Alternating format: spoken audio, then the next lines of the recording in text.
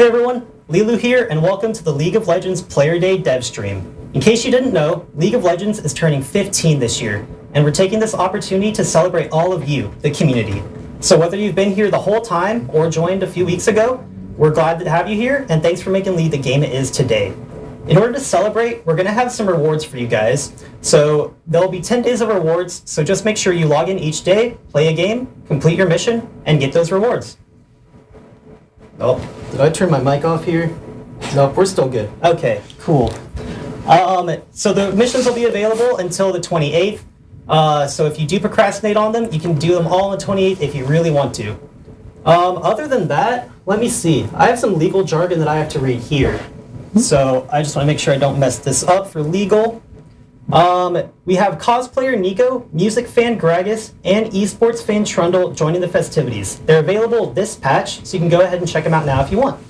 For every purchase of cosplayer Nico, music fan Gragas, and esports fan Trundle from October 9th to October 28th, 2024, Riot will contribute 100% of proceeds, as well as a 3x match to the Riot Games Social Impact Fund, a donor-advised fund account sponsored by Impact Assets. In other news, we're also partnering with the League of Legends Wiki team. So the people and community that have been running that are now working with us to help create a new official Riot-supported wiki that is all ad-free. You can see the location now on wiki.leagueoflegends.com. If you want to learn more, we did publish a blog on it just this morning, so go ahead and check that out. All right. So, with the Player Day TLDR out of the way, let me get into what you guys can expect to see on stream today. So, we'll start with a reflection on the 15 past years of League with some of the leaders of League.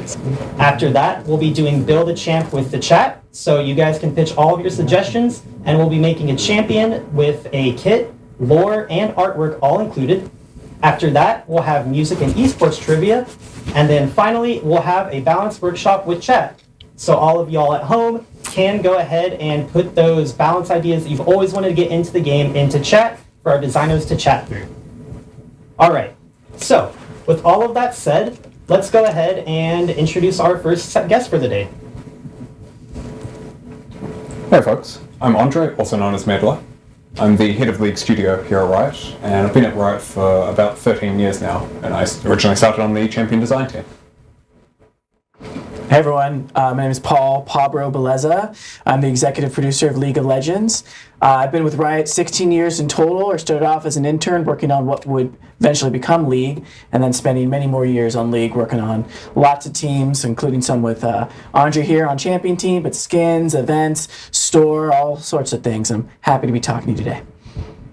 I'm Pew Liu. I'm the game director for League of Legends, and I've been on the League team for a couple years, but I've been in Riot for 4 years. It's kind of crazy. Feels like still a novice, still a Timo hat wearing doofus.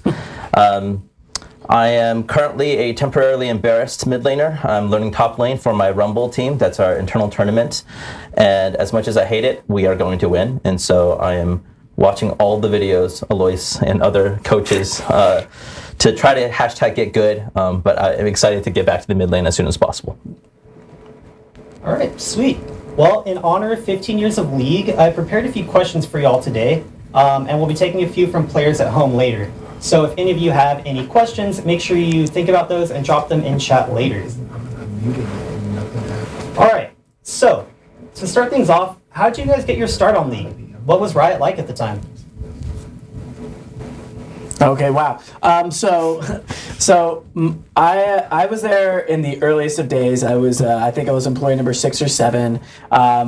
I joined Riot via a Craigslist ad, and I ended up getting an internship from a guy named Mark Merrill and Brandon Beck. And so basically I was thrown onto what would eventually become League. It wasn't called League at that time. And very much so, the kind of vision we had for what would become League was there from the start. We were all very active players of competitive multiplayer games. And like just the chance to be able to work on one was really incredible. And then over time, as we brought on other team members like Steve Ginsufik and others, as we kind of worked on the original characters for the game, it was pretty wild and having a lot of fun, to be honest. We just got to jam on characters and concepts for the game, and it was just fast and furious and often funny.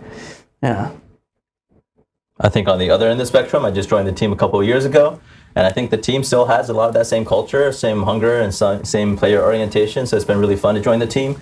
I got my opportunity in the games industry because of the MOBA genre. I played a lot of Dota, was a founding member of the EG Dota team, and then worked on Heroes of Newerth. So it kind of feels like coming full circle, but like joining this team and seeing all the things that this team has learned and has gone through and has adapted to just the work that we do for players has just been really, really dope. Yeah, I was also a player before I joined Riot.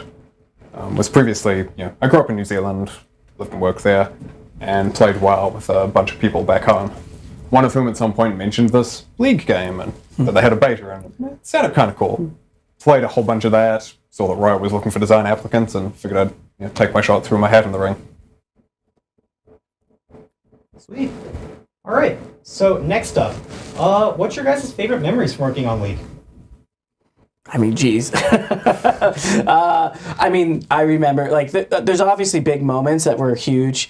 Whether us as a developing team just getting a big feature out, so that could have been like, one of the first Snowdown Showdowns we would have done, and I worked on this big event called the Bilgewater event where we killed Gangplank, and so that was very controversial. I think I got into very heated arguments with the Esports team about that, which no regrets about. But there was also moments that were like super scary. Like we launched there was massive bugs with Yorick when we launched him, and he literally crashed the games. I remember getting some panicked emails about that and rushing into the office to fix that. And then there was a series of patches, like the Sejuani patch, I think, was really rough. And so I have these memories of me being up for like 2-3 days with a lot of the dev team and the engineering team trying to figure out, like, okay, how do we get this patch out the door? So for every like big moment, there's also these like moments where we're just like holding on to be like, how do we get this thing up and running again? But over time, things got better. We're a lot better at it these days. So it's just kind of mixing in like these high highs and these definitely like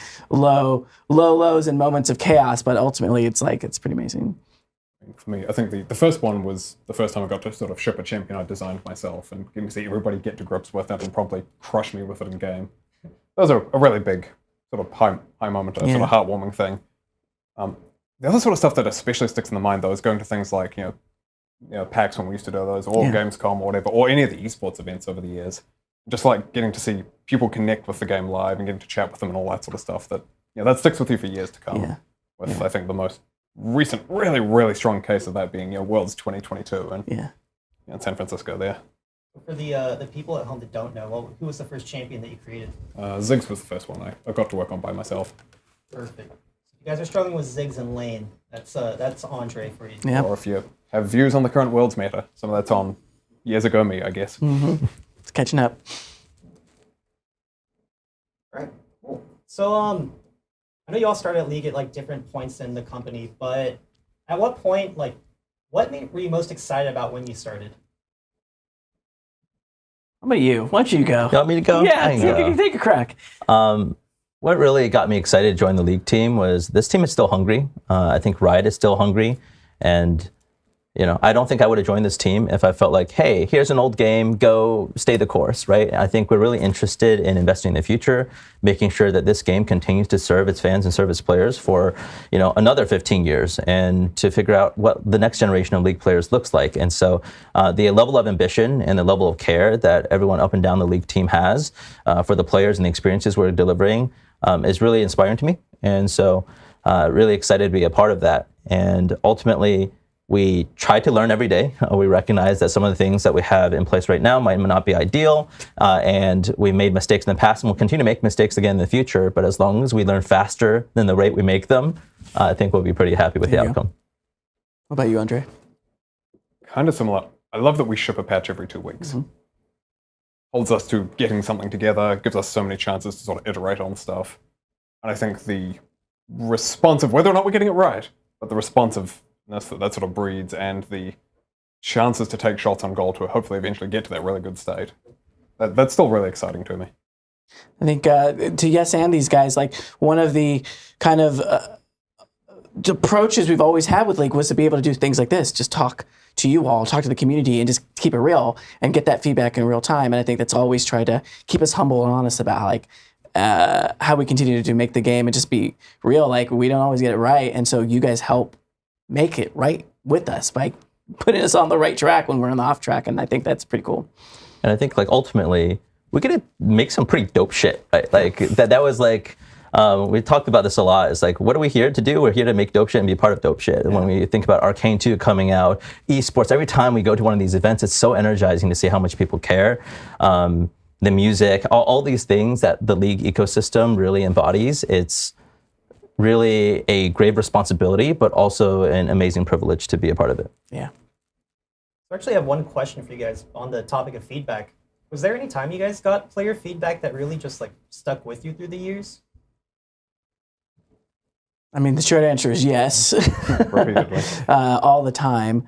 But there's obviously the stuff we get about like the balance or just like certain features that we launch, whether people are with it or not. But some of the more kind of more intimate feedback that I've gotten is when talking to players directly in person. I remember meeting like a family who like plays the game as a means to keep together in long distance, and then having them talk to us about how that brings them together as like a unit through our game. Like that was a positive piece of feedback, to be like, it's in a way it's more than just a game, it's an experience that connects people. But on the flip of it, they also told me with champions they wanted me to nerf and and whatever, and which is fair. Like, it's about that conversation. So I have some of those more kind of like human moments that I look back as like really nice.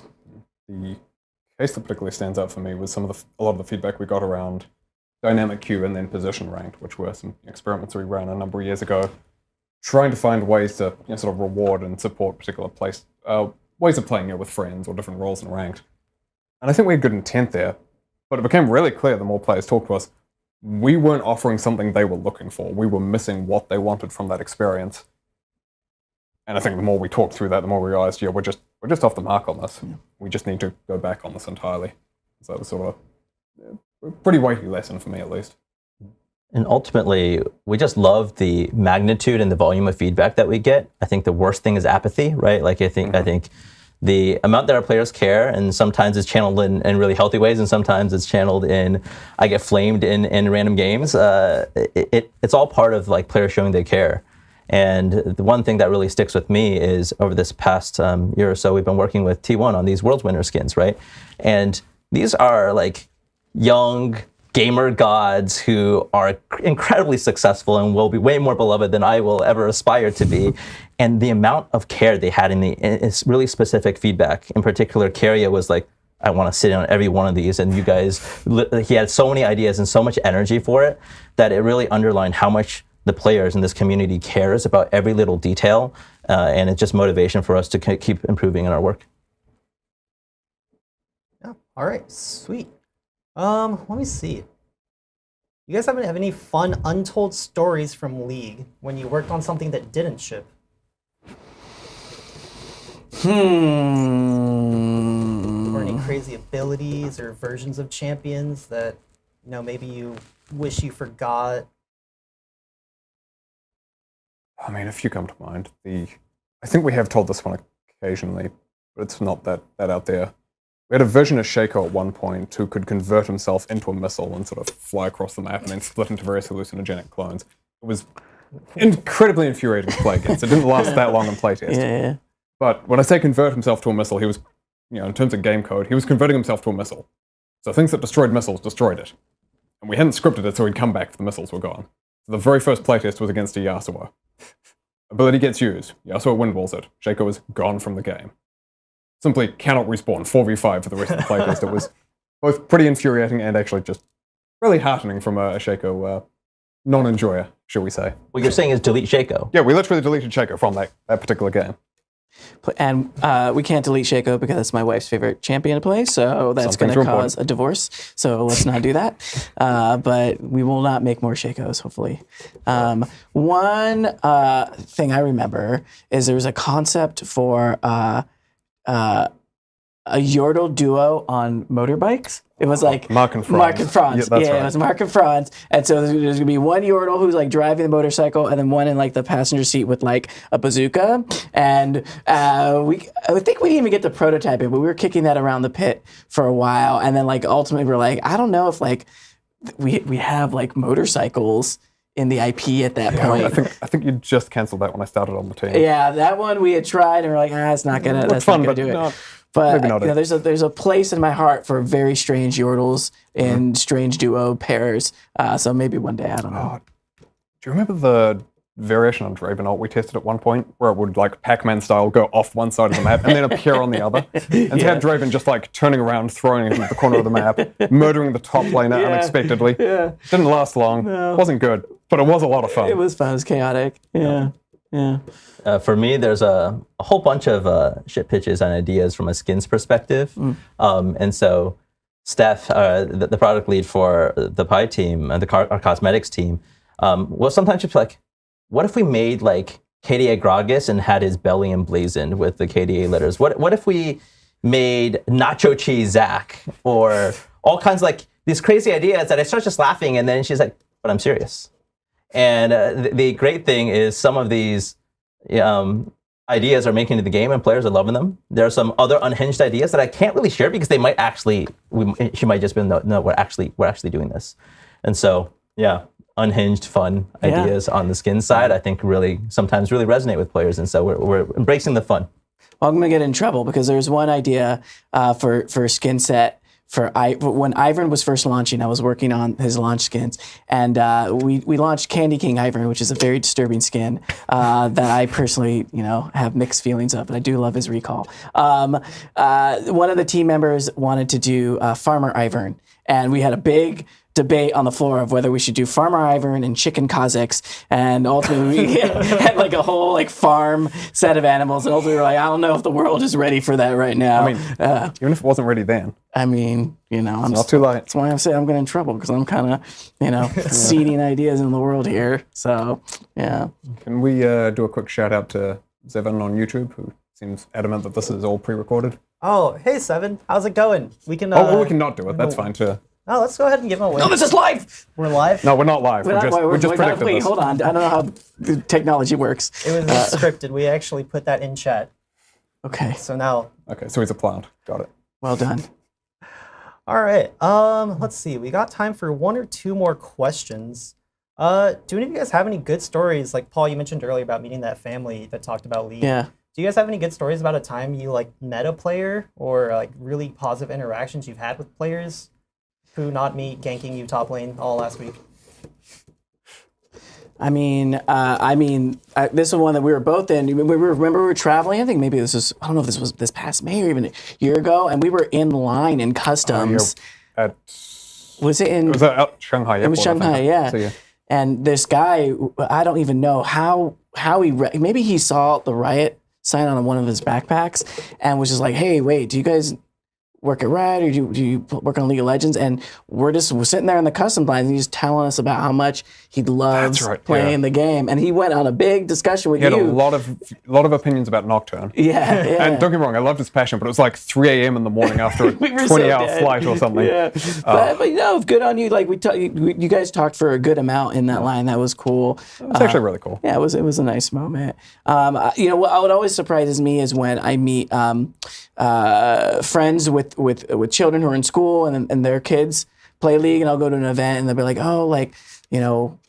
I go, I'll learn that they play League, and then they'll just be like, oh wait, you work on League? And I go, yeah. And they'll tell me exactly what they hate about the game, and I'm just like, that's great. Here I'm thinking it's gonna be this fun conversation. They just tell me everything they hate, but then they ask for like RP for skins, which I'm happy to give them and stuff. So I have lots of moments of like, it's all good. Let's have a good time. I early on, after joining the League team, I had the opportunity to go to Naples for Italy's Comic-Con, and it was just really awesome to talk to Italian players of League of Legends. One, a lot of them had balanced opinions, deep, strong opinions on balance, and that was great to engage on. And two, it was they made me do a cosplay contest. I was one of the judges for a cosplay contest, and I was like, I have no idea what the hell I'm doing. I'm here as an ornament, but it was really fun. Nice. All right. We got one short question before we jump into Q&A from chat. But would each of you rather fight 100 Teemo-sized Malphites or one Malphite-sized Teemo? This is easy.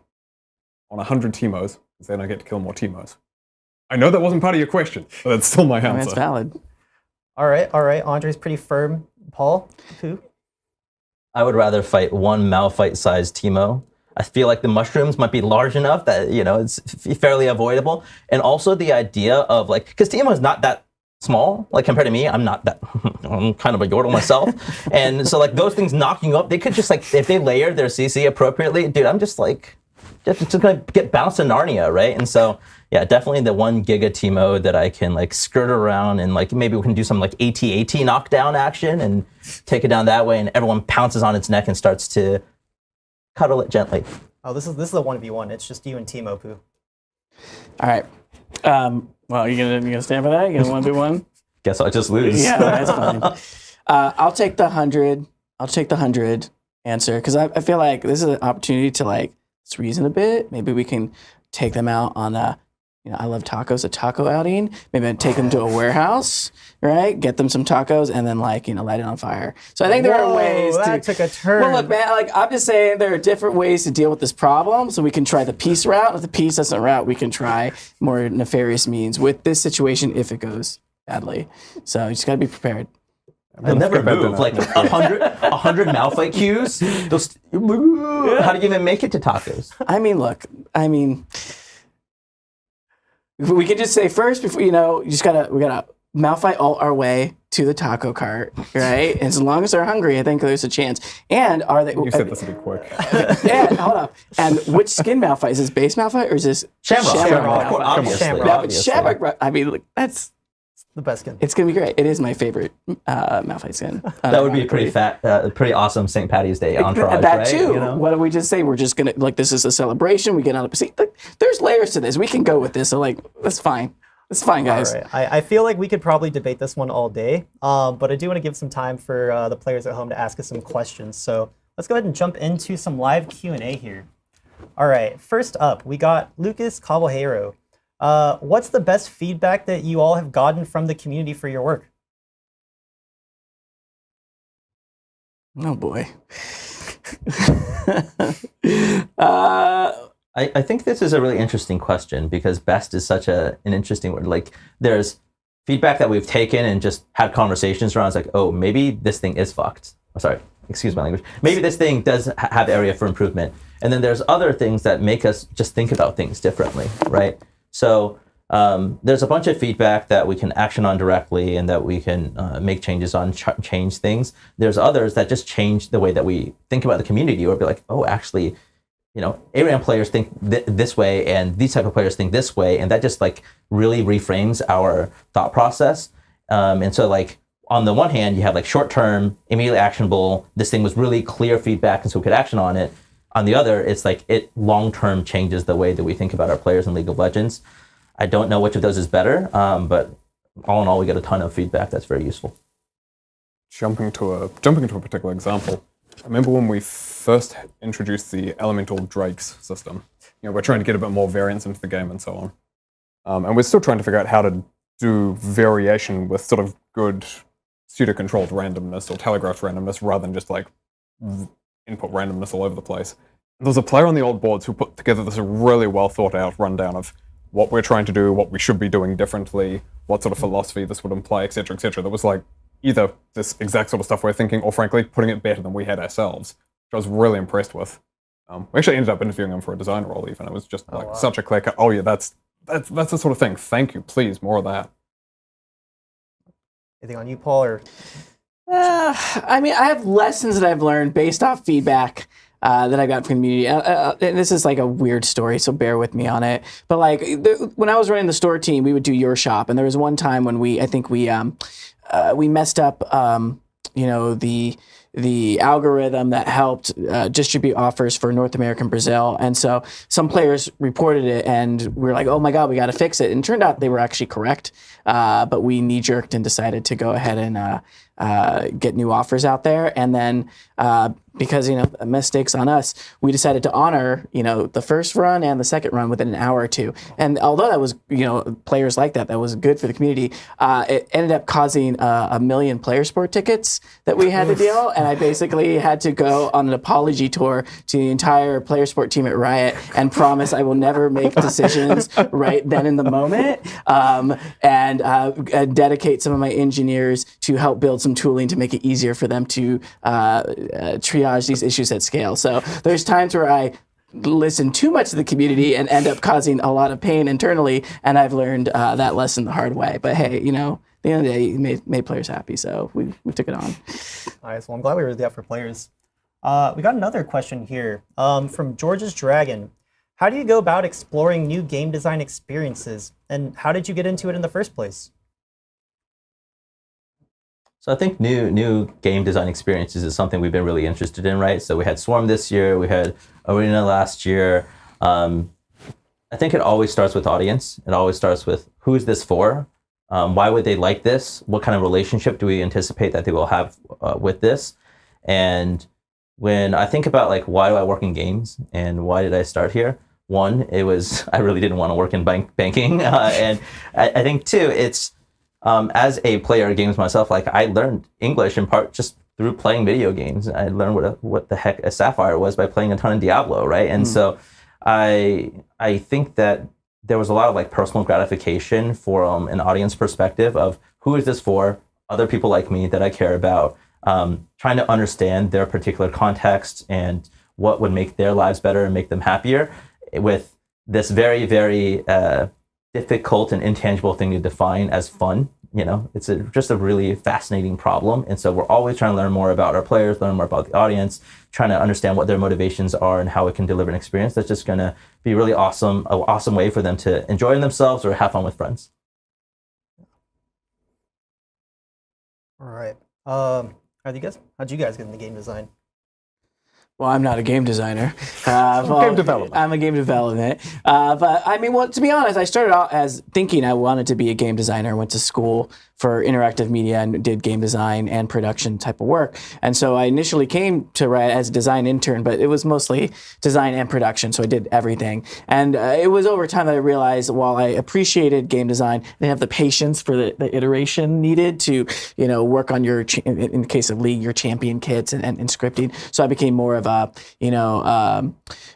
helper of like the holistic experience, design plus art plus other things. And that is something that I decided to do before Riot. I actually used to be a high school teacher 20 years ago. I taught high school biology, and I kind of flipped out and decided I wanted to get into games, and started my way through QA into grad school, and eventually found my way to Riot via that internship. So at the end of the day, I knew I love games. I just wanted to be in a place where I can be with like-minded people making them, and as so happens, life worked out that way. So yeah. Yeah, so I used to work as somewhere between an urban planner and a civil engineer back in New Zealand. I'd always been really interested in game design. Did a lot of modding of existing games and sort of amateur board game design, that sort of thing. But especially with the New Zealand industry not being as developed as it is today, and even today being fairly small, I didn't think that would be the career for me. So it was very much a bit of an unexpected opportunity to apply to Riot and then to get hands-on with a game that I was playing an awful lot of at the time. It was one of those fortunate things. I agree with everything Pooh was saying about how we approach design as well at Riot. Though I do think it's also one of those blends of art and science that, depending on the exact person, their philosophy, the sort of game they're making, people are going to have different starting points depending on how much you're relying on intuition and a creative spark versus a more, target audience and a thesis sort of framework and how you mesh those together. Yeah, it's like process is very individualistic, like how you approach, but really the North Star should be universal of you're making this for someone else. It's really a service job. And I think at least that's how I view it, and I think that's how Riot generally views it, is we're making this for players. There will be certain people who are like, I really just want to make this thing and that I want to play, but that's generally not how we approach the outcomes that we're looking for. And Andre, you were a designer before you became a video game designer, right? You were designing the outcomes for like cities and societies and the greater world.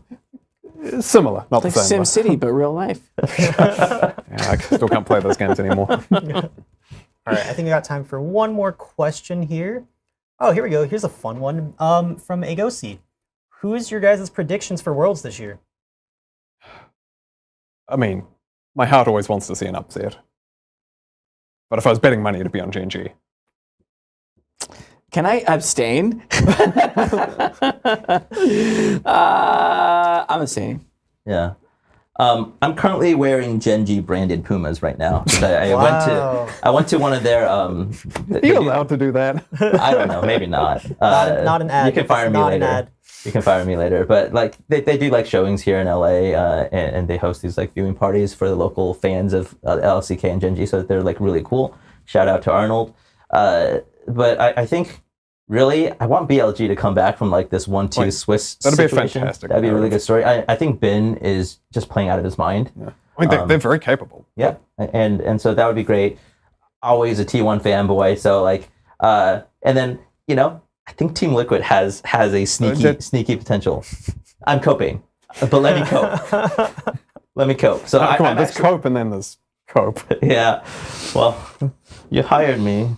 So like ultimately there's a lot of teams I would be really happy to see win, but I think like actually I think the Church of Chovy, I'm in the congregation. All right. Well, there you go. And none of these are from the script, right? Yes, obviously. Okay. Yeah. He abstains from the script too. Yeah. wanna That's why go you in there. can't comment. Yeah. Okay. He's the Perfect. keeper. So yeah, I think we're about out of time here. Thank you guys so much again for taking the time to drop by and talk to our players. Is there anything you guys want to say before you head out? I mean, thank you. Thank you for playing League. Thank you for all the feedback. Thank you for the strong feelings expressed in a variety of ways. Yeah, I mean, thank you for. We are nothing without our player base and without you all helping make League great. So again, we thank you for that. So keep the realness coming on whatever forum is the place for you to talk to us. We're here to listen. We're here to respond. And again, just good luck, have fun. Yeah, I just want to echo the gratitude. I hope to get out of top lane before you guys start all bouncing your KDA bellies into me. And also for the people who ask for Riot Ward skins when I see you in game, thank you. For the people who ask me for Valorant gun buddies, wrong guy. Not us. All right. Awesome. Well, thanks again for coming today, guys. For those of you that are watching from home, we will be doing Build a Champ with chat next. So if you have any like narrative or lore or art or champion kit suggestions, get those ready to type in chat. We're going to be bringing in some designers next to kind of make one on the spot in 30 minutes or less here. So stay tuned, and we're going to be going to a short break. See you all soon.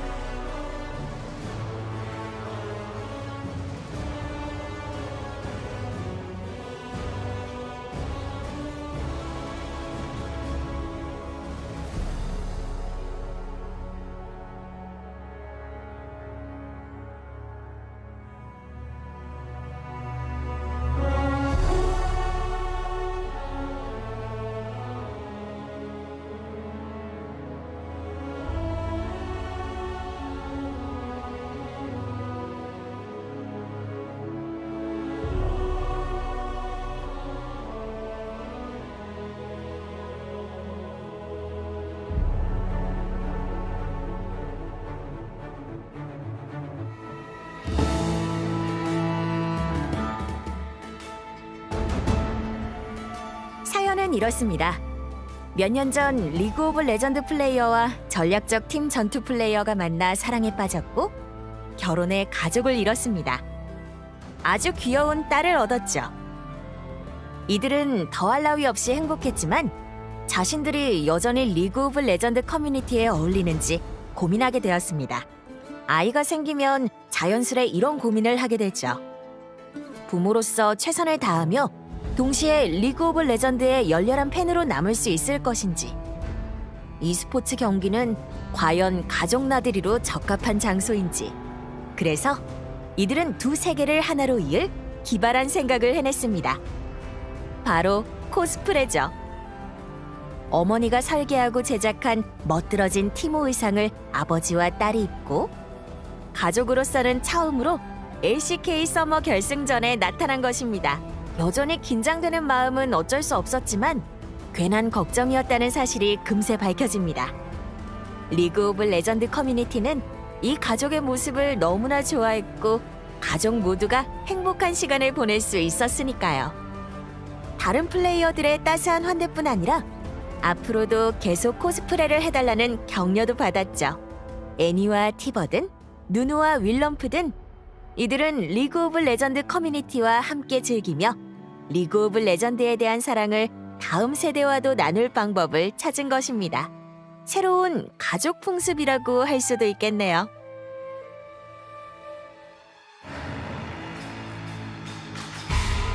A gente nunca esquece a primeira vez que vê nosso main. Para jogador brasileiro, foi o Caim. Ele não se sentiu ligado apenas à mecânica de jogo ou à história, mas ao design do personagem, ao poder, à postura e à confiança. Depois de tantos problemas de autoestima, Caim era tudo o que ele gostaria de ser. Além daquela coisa toda de assassino sangue frio corrompido por uma foice demoníaca, é claro. Então ele preparou um cosplay completo, incluindo um olho acrílico de LED maneiríssimo, e se dedicou aos treinos de artes marciais para criar um físico similar ao do ceifador das sombras. Mas sabe a parte mais difícil de se tornar o Caim? Dar o último passo para fora das sombras em direção aos holofotes. Para alguém que era tão tímido e inseguro, se transformar no Caim pela primeira vez num evento como o Anime Friends foi um desafio e tanto. Mas o cosplay ficou melhor do que ele poderia imaginar. Ele recebeu vários elogios, pedidos de fotos e até uma proposta de emprego. Uma coisa levou a outra e ele foi convidado para participar de um grupo oficial de cosplay do Hearthstone, em um evento da Riot Brasil. O sonho de qualquer fã. A transformação dele em Caim naquele dia foi incrível como sempre. Mas ele também percebeu que, pela primeira vez, estava tão confiante e feliz quanto parecia.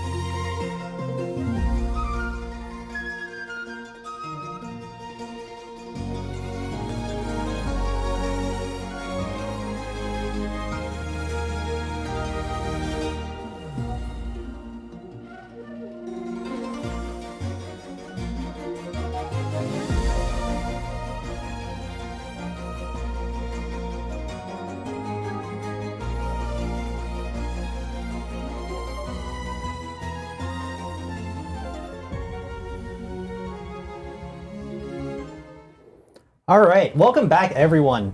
For our next segment, we're going to be building a champ with all of you in 30 minutes or less. This process typically takes months on months. Lex, you'll correct me if I'm wrong here. But we're going to try and do it nonetheless. It's going to be a little chaotic, but it's going to be really fun, and we've got just the right people to do it. So let me go ahead and introduce the next group of devs we have for our next segment. Oh, hi, I'm Lexi Rai Lexico Gao. I'm the product lead for the Champions team, which what I do is I kind of determine the roadmap and kind of what champions we're making, as well as who are we making them for. I've been at Riot for 9+ years, and I think I started playing League when the release of Cassiopeia. So it's been a while. I've been right there with you guys though, almost the entire journey. So I'm really excited to see what we can make today. Hi everyone, I'm Riot Froxon. I'm the lead gameplay designer for League. I've been at Riot for, well, this will be my 10th year actually. Mostly worked on the Summoner's Rift team, and yeah, right now I'm kind of accountable for champions and modes and Summoner's Rift and a bunch of supporting teams across gameplay. So. Hey folks, I'm Isa. I'm Riot Orchidean. I'm a narrative writer here at Riot, and I've been working at Riot for about 2 years now, but I've been playing League since Bard's release. The most recent champion project that I worked on was Hui, and these days I'm mostly a Hui one-trick, but among favorite champions I also love the Darkened, so hey everyone, super nice to be here today. Hey Chad, my name is Osama Agazum. I'm a senior concept artist on Champs. Let's see, my favorite champion is Echo. I love playing mid, and but I can never land his R. But let's see, I worked for Riot for 6 years, mostly on skins, and then for the last 2 years I moved to champions, and then so my first champion was Smolder, and was working also on Abessa. That's my second one. Yay. Awesome. All right. So before we jump into it, let's go through kind of some ground rules just so like we all know kind of what we're going with. Overall, just try to your best to answer the questions. If we ask something, for example, like what region do we want this champion from or to be from, just spam it in chat. Hopefully it is a region from League of Legends, so don't troll us too much here. But yeah, with that all in mind, let's go ahead and start building our champion. So, Hey. Lexi, do you want to kick us off with the questions? Yeah, I mean, generally we can start anywhere. This is why the process is called DNA. We're looking for the DNA of the champion, but also design, narrative, and art.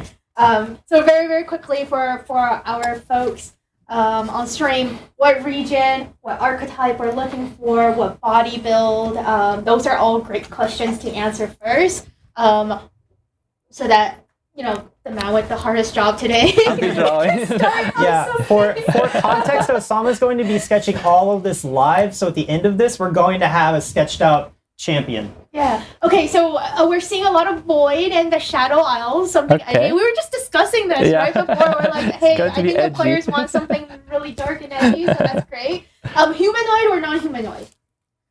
That'll be All right, so we have Void locked in so far. yeah, Void lock-in. All right, humanoid or not human? Let's see. Seen some humans, seen non-humans. Ixtal is not a humanoid. Ishtal, sorry, I have to correct Ishtal, you. sorry. Faux pas. All right, it's looking like humanoid here. So let's go. Okay, Humanoid. So we're thinking something like a Do we want to narrow? Kaiser. Yeah. Do we want to narrow it down between Void Yeah. and Shadow Isles? Let's maybe get even more. I think it's I Void. think we're Oh, yeah, Void, we're good. okay, Yeah, let's go I think Void. we're doing Void. We have Kaiser that's humanoid and who else? We've got like Cassidy, Cassidy, who is kind Yeah, of a humanoid, yeah. Malzahar. So we have a good variety. It seems like currently had 2 male and 1 female for Void humanoid. So maybe we want to go like Want to do put up to chat? Yeah, let's- Male or female? or in between or anything else. Neutral? Yeah. What are we doing? All right, we're getting Lots of females coming through. All right, we've got We got Kaiser too. Kaisa, let's go. Kaisa too. Let's take note of this. Archetype, yeah. Since Kaisa's the ADC, Kassadin's a mid laner, Malzahar is a mid laner, maybe something a little bit different. Top or jungle? What do you guys think? All right, chat. Do we want a new top laner or do we want a new jungler? Or support, I guess. Yeah, I'm Oh, also support. interested in source of power. Like, what Yeah. are they magical? Are they physical? Yeah. Are they, Where is that power and those abilities coming from? With Kaisa, it like really comes to it, like, what do they call, like, shoulder pads? We can call them that. Floating shoulder Or pads. special shoulder pads. Yep, Special that's what shoulder- they're like called. a weapon type would be really helpful at this point. All right. So we're getting a lot of junglers actually. Jungle. Nice. Let's see. Void in the jungle. That's very on theme. humanoid void jungle?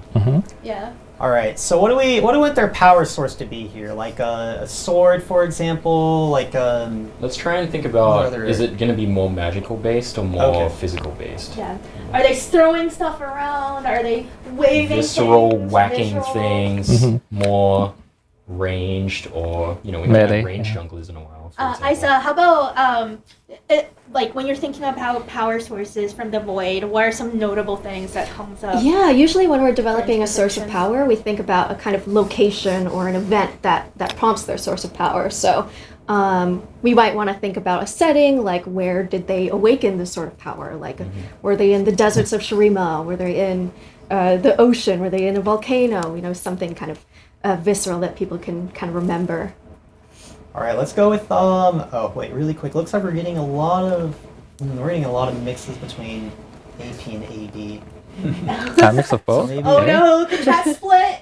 Maybe one side AP, one side. Oh, let's go. Why not? I mean, we could Hybrid try and ADAP. find a design that kind of Let's adapts. go. Void is very adaptive. It originally, what that makes me think of is there a champion that can kind of swap their damage type from physical and magic? Like they could have, we've commonly toyed with this idea of night and day champions or A and B champions. Could it be a void physical and a void magic champion? We're making Osama's job very, very Don't worry about it. Okay, so you have to draw two champions now. Yeah. I'm kind of liking that You can make idea it. because, when we're coming from the audience perspective, Yeah. we're thinking about what does the audience not have currently? What are the archetypes and the play styles that we want? Players are wanting to tell us about things that they would like to engage with, novel play patterns that they can attach to. I think this kind of A/B thing feels pretty intriguing to me. Yeah, Alright. likewise. I think it's also interesting because this champion will be able to serve a broader audience because then you don't really have to pick and figure out like the right thing that you want to play for the right moment. Almost like Kane is a little bit of this as well, like being able to have that flexibility, being able to choose. So that's a really, really interesting idea. I would love to know some personality. Like, are they evil? Are they heroic? All right. Righteous? Because that will help us know, like, are there supposed to be like a main hero or a villain? All right. Chat, what is their alignment? Alignment. Good, evil, neutral, true neutral. Chaotic. One chaotic, neutral, see. good, chaotic, evil, good, neutral, chaotic, evil, chaotic, evil. A lot of chaotics in the chat. Chaotic. Nice. I mean, chaotic I mean, matches that with the fits, swapping, yeah. right? The swapping, that's good. What that's kind of good. We're getting sticks out to theme you as alignment. source of power? I said at Oh this yeah. point? Well, it's good that you mentioned bringing novelty to players because that's also something that we have to consider on the narrative side too. Of where are our places of overlap? So if we're looking at void female characters, then we're going to look at Kaisa, but we're also going to look at Belveth. So we Right. want to try to find places where they are distinct. Fortunately, their sources of power Yeah. are pretty out there. So we may even want to like dial it back even with these characters, see what a more quote unquote traditional source of power could be like for a void Yeah. champion. But spitballing ideas here. I think that would be really cool. One thing we do want to think about when we talk about like sources of power is making sure that the silhouette is super unique, Yeah, so definitely. that they're very defining. Because we don't really want to just create another Kaizo or even a mix of human. Like there's a lot of humanoid in our game, so players need to very quickly identify who they might be on the Rift. So think about like go big or go home type of situation, like with something really powerful and punchy would be really cool. Yeah. All right, that'll. What is this? Something for the void would be like a cool to have some like maybe traditional weapon, but like Yeah. twisted, by the Twisted void traditional itself. weapon. So like that's a good direction to go for this one. It could be like any traditional All right, kind of let's, weapon. Yeah. Okay, so chat, spam traditional weapons. Yes, go for it. Oh man, I Something missed, that works in the jungle, because Yes. we want her to be in the jungle, right? Okay, spam weapons that work in the jungle. Shield. Thank you. Thanks, Nico, Tina. Yeah, something that I'm trying to think about from the design side is Belveth already has this kind of A-B form situation going on, and we want to be as distinct from that as possible. I think the magic portion of being an AP jungler primarily would be a pretty good contrast to Belveth, while sometimes having that physical manifestation.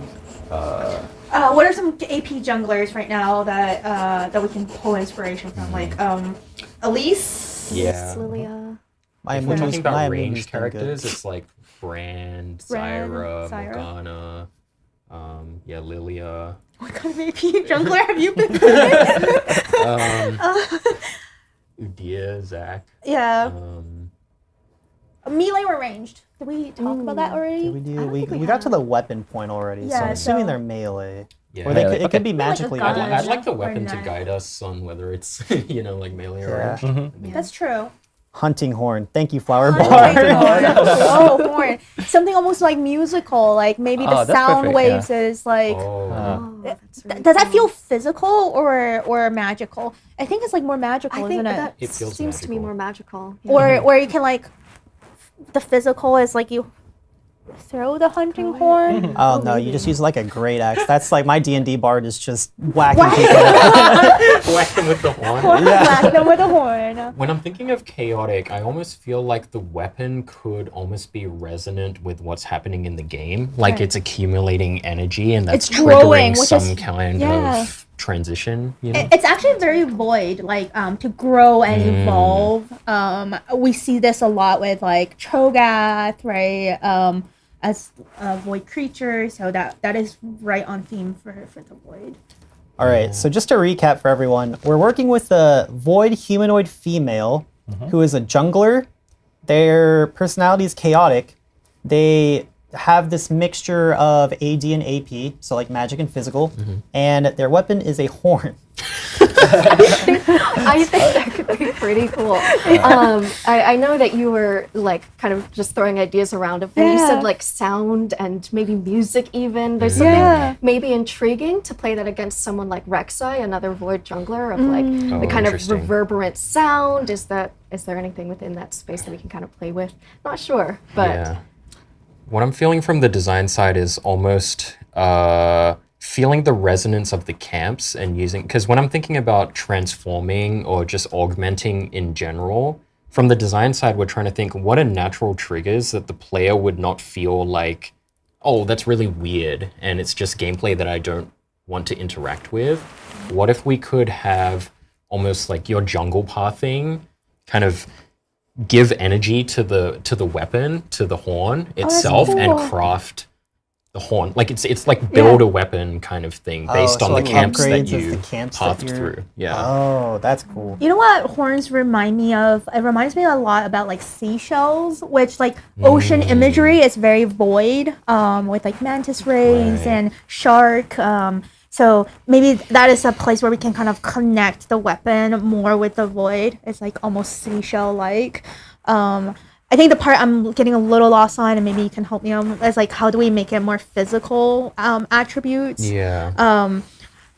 I mean, throwing the horn is pretty physical. one method, but if we want something a little bit more chaotic and being able to evolve the weapon from both like magical and physical, I would love like ideas either from chat or from y'all. Yeah, I think like there's like some shells that have these like spikes to them. So like having it be physical, but like she can hit you with those spikes, or she can like use it like as a like a musical instrument. I also like this horn as a hunting as an instrument, because we do have a lot of like instruments with strings for like other champions. So it's like it feels very different. you know? Oh, here's a cool pitch from Dark Shadow 1191 on Twitch. Summoning a creature, like a land creature, kind of okay. like what are they called? The summoner. The snake, like the snake. I can't remember. What are they called? The people that like Snake charmer. snake charmer. Charmers. Yeah. Charmers. Okay, Ooh. this is kind of triggering something for me. Oh wait, what if it's just like Mordekaiser, where he gets ghost versions of the camps? Okay, so Ghost to Dragon plus one this idea, the thing I'm thinking is, what if we combine the ideas of this dynamic jungle pathing that's building up these resonance things in the horn, and at some point you can summon the combination of all of the camps and places that you've wandered. So it's built up all of those patterns into the horn, and then you summon a unique creature based off that, and it fights for you, right? Yeah, I think we trialed and errored with summoner creatures before, and one thing that was really important to us is to make because you're summoning a certain creature, we want the creature to feel really, really good, and it feels like you are gaining that power as well. So having something that will connect the creatures back to yourself is going to be really, really important. Because when summoners happen, it always feels like, oh, the jungle camp is doing X, or this thing is doing X and Y, not myself. And we want that source of power to come back to the person itself. So having ability to maybe like control them will be really helpful, where being able to actively choose like the timing, where certain outputs are happening will be really important. So does any of this spark kind of narrative? What are some You definitely creatures have to or think about the relationship between the kind of host, if we want to call them. Yeah, we want and the chaotic creature. too. And we do want a sort of chaotic void. personality. So I'm kind of thinking of these two as like partners in crime almost. Yes. Like they should have a sort of wilder nature to them. Like other people may not sort of understand them, but they understand each other innately. It's almost like a symbiotic kind of relationship there. Really cool. Okay, All right, so I'm kind of feeling this. So are we making two characters, or is one person that is like transforming throughout, or is like two personality? I feel like this works better if it is you are summoning something external to yourself, but you're also gaining some of those properties for yourself. So to use an example, it would be like if Udia could manifest a frost avatar, but also get some frost power. Oh, that's cool. Do you imagine it changing with like the dragons and the camps that they I imagine it changing with where you're pathing and what camps and characters you're killing. It's like almost like a choose your own adventure story in the jungle, where if I choose this pathing, I'm this person, and if I choose this, I become this, like kind of journey that they take. That's really cool. Ooh, okay, I have a really hot pitch. Which is, I'm imagining a sort of Shuriman worshiper, someone like, if in Shurima, Talia's faction worships the Great Weaver. I'm thinking of maybe there was like a void, or a Shuriman god or demigod that was corrupted by the void. But this worshiper was able to build a connection with that corrupted entity and is able to summon them into battle. So I'm kind of imagining some sort of like darker pact, some sort of like summoning ritual, I think could be interesting. How amorphous is this entity? Like, can they take many different shapes, or? How do you feel? We can do only one shape. So just confirm, we had a magic and a physical damage version that also has different elemental forms depending on which Drake there is. Plus he summons companion, which also changes every single time. You're getting all this, right, Osama? Yeah. Roughly. Great. Perfect. Yeah. All right, so we've been cooking for about 16 minutes now, and we have another 15 minutes ahead of us. Right. So I'd love to kind of just start like kind of diving into how, now that we have like a amorphous idea of a champion, how does that translate into like their kit or their narrative or their design? So the design process for this is, right, like we have a idea that all of us are feeling pretty good about from just a high level that we can probably think we can make work. That's what we tend to call the kit hook, right? So the kit hook in this case is based on the camps or actions that you've taken during the game. Generically, you can summon a thing that you gain summon properties of, is kind of what I'm thinking in my head, right? And trying to build a bit around that. Then we're starting to think about, okay, now that we have this kit hook, what are the abilities that can support and +1 this pattern and not try and fight it? So for example, it wouldn't be like, hey, we have a summon kit and then the character is meant to like play really far back and start slinging faraway spells or something, you know, like that just feels like very dissonant with what the player might be trying to do. So it's more of like a go-in type? Or? Feels more of like, to me, intuitively, it feels more of like a, not necessarily a companion if we're thinking of the worship angle, but more of like a, maybe like an Ivor and Daisy type of relationship. It's like, oh, this is a Vanguard type of person, the summon itself, and how can the player use that new entity as something that they can play around, you know, is kind of where I'm thinking, is where I'm initially going with. I also like the horn versus the summon thing, where it as a jungler you're looking for those opportunities to like do something, to gank, to like get the next camp, etc. So you're almost like forecasting to your own team, like, hey, let's go do this, right? Sound the hunting horn, we're after this person, or hey, this creature is, I'm summoning this creature because we're getting ready for a Baron fight, almost signifying to your teammates to like come join you on whatever journey you're about to embark on next. I do want to inject a little bit more chaos, just because like chaotic personality. I think of worshippers as someone who sometimes is more of a follower, but can we make them a little bit more chaotic? Oh, we'll dip into edgy territory, which is exactly where I specialize. No, but with a kind of worshipper, I think then we can take a more dark angle and approach to that too, make them more cultish, occultish, more like. But then I was gonna ask if I guess chaotic is beyond good and evil, so it doesn't really matter where their kind of moral alignment lies.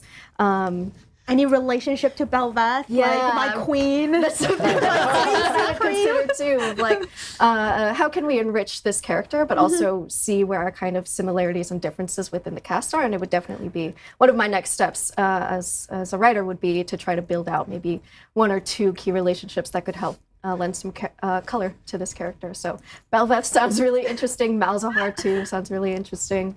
Yeah, I'm having this kind of cheeky but like troll idea, which is when you summon this companion, the companion just like doesn't listen to you. So it's too powerful to be restrained, right? So it's like you've kind of tapped into this dark bargain, but then you are not strong enough to like wield the power. So it's like, it's just chaos. Like you kind of don't really know what they're trying to do.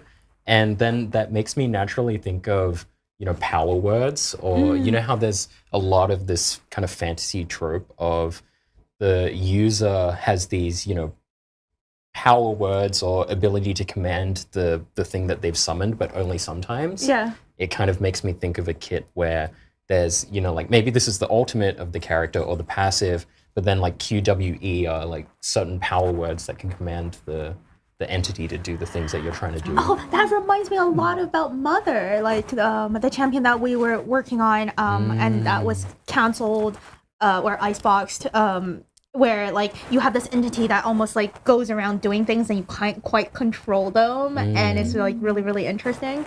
Yeah, it's an idea that we loved previously, and it definitely injects that chaotic energy that we want. It's like, stop going over there. No, why you? It's just the Yorick maiden thing. It's like, maiden, no, why you running into the tower? Like, stop doing that. It's like, let's go there, and you see it walk towards Dragon, and you're like, okay, I guess we're going there now. Yeah. No, this reminds me really of some cool. explorations we did in season 6 with Annie, where I was working with Captain Gameplay at the time to try and do an Annie update, and it was Tibbers was kind of like embodying this chaotic energy where he would follow the spell casts of what Annie was doing, right? So if Annie cast a Q, then Tibbers would have a behavior, and if Annie cast a W, it would have a behavior.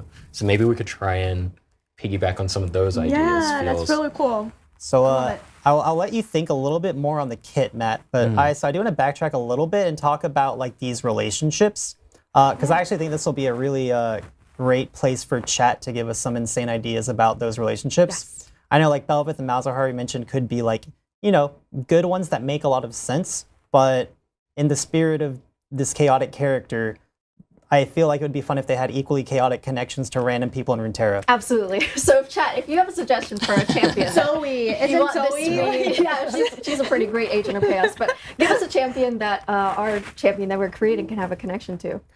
Yeah, spam us, guys. Let us know what you're thinking. All right. Got some Kleds in Twitch. Oh, of course, Claude. Kaisa, Kled, lots of Kleds.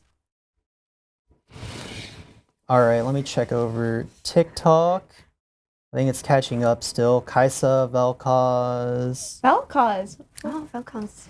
Like Claude. I mean, Claude is pretty insane. Kled, Velkaz. How All would right. you suppose they meet Oh, each other? I'm sure I can make this work. Where Kled, we can foil them. They Yeah. both have companions. Yes. We place them side by side. You know, Skarl is like a coward who wants to run away from the fight. This companion, then, if you were to foil them, would probably really want to dig into the fight. Would be really, really hungry and possibly like bloodthirsty. So, where do they meet? Fortunately, Kled being a Yordle, we could play a little bit with time and space. I know I mentioned Shurima. They don't have to be from Shurima, but too late. Too late. They're from Karima. Sure. And fortunately, I'm sure that there could be some Noxian conquests that brought Kled over to Shurima for these two entities to meet. I would imagine then that maybe even that source of power awakening moment could come through this connection. Maybe Noxus causes some chaos and Shurima causes the void to invade at that moment and corrupts this entity, corrupts that host, and they build up some sort of symbiosis from there. So I do have another fun suggestion from YouTube chat, and I'm probably trolling you guys a little bit by saying this one, but lots of Shakos in the chat. I mean, they meet in the jungle, right? Like They meet in the jungle of Summoner's Rift, and that's their lots of great places for interaction when it comes to voice lines. You know, like if Shaco's invading where they're invading Shaco. Sure. Right. I'm Another old. agent of chaos, I see. Oh gosh, I would probably play up what kind of, if they don't have a sort of geological connection, I would think of like some sort of emotional connection, which is chaos. That's kind of the word that we're gravitating toward. So,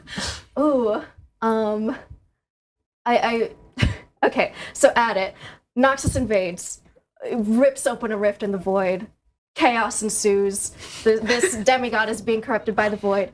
Boom! Shaco shows up because of all of that dark energy. Why not? Shaco shows up because of that dark energy, and he's attracted to that chaos. Nice. And they meet, and then they probably leave. They go off to do their own. I feel a little bit bad for Matt because I can see him like smoking. So all this together into a kiss. Yeah, exactly. So like something that we like to do with relationships as we build them is in like the Ludo narrative or the gameplay and narrative connection is see, can we seed any of this connection into their kit? So like think of Lucian and Senna. Their cues, like both are kind of similar in shape and you have to have a target to hit it. So can you think of any? I mean, Claude connection and between- Shaco can leave them a gift of some sort, you know.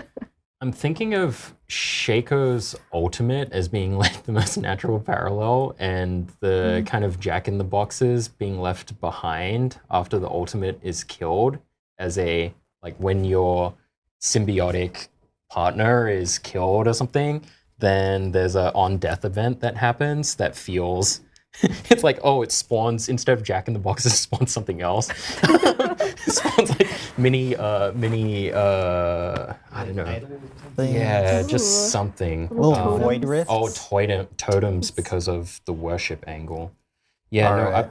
I was thinking of an ultimate where you could combine forces with your host and then just go chaotic, like by themselves. You know, like kind of cede control of the character, but you become really strong, right? That feels kind of like Shaco's clone to me, and it kind of embodies some of that chaotic evil energy. It's almost like, oh, like take the wheel kind of vibe.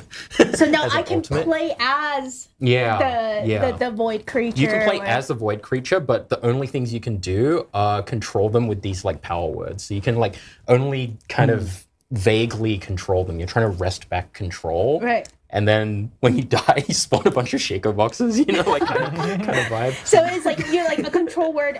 So like your QWR each is a keyword. Yeah. Q is fight, and then but then you can't really tell them what to fight. They'll just Yeah. go fight something. Yeah, but they would parallel the spells from the base kit. So, for see. example, a jungler needs a gap closer, right? So it's like, oh, like dash, right? Yeah, And then- chase. yeah, or like, Hunt. oh, you're in chase mode, or like Q could be like damage. It's like, oh, like you're in damage mode, like go fight, right? Right. W could be like defensive. It's like, oh, We also need a Okay. sweet name, right? Void Okay. is known for their amazing names. True. All right. So we are coming close to the end of our segment because we did promise to deliver this in 30 minutes or less, and we got 2 minutes to do it. So, all right, chat, start spamming. How many letters? Let's go. 4-letter name. Start spamming the first letter. And we're gonna see how this turns out. Usually for like Isn't it void 6 creature for with the void? apostrophe. Yeah, there's got to be Okay, an okay. apostrophe in there. Probably. Okay, First- so the four first works letters like fit. 2 apostrophe. We'll do 2-2. Yeah. While you guys are spamming that, You can show them oh the god, art. this is a lot we're of gonna letters. get like ZWVK or something. And you know what? Isa is here to help us pronounce. Yes. All right, we got a lot of H's on Twitch. H. H. Okay. It could be a name that starts with H, right? Yeah. Not And quite. the cool part about the void is that you don't have to like put vowels either. True. It could just be 4 consonants. Lots of J's on altogether. TikTok. G, HJ, H, J. Huj, and then apostrophe. Yes. And then, all right, YouTube, spam it. Getting Y's. Y. Okay. HJ apostrophe Y. Void from the void. And all right, Twitch chat, bring us home. A. All right, we got some A's. JYA. Haja. Hajia. HJ apostrophe YA. All right. However you want to pronounce it. I'm up for it. Even Alright. if it's like, yeah.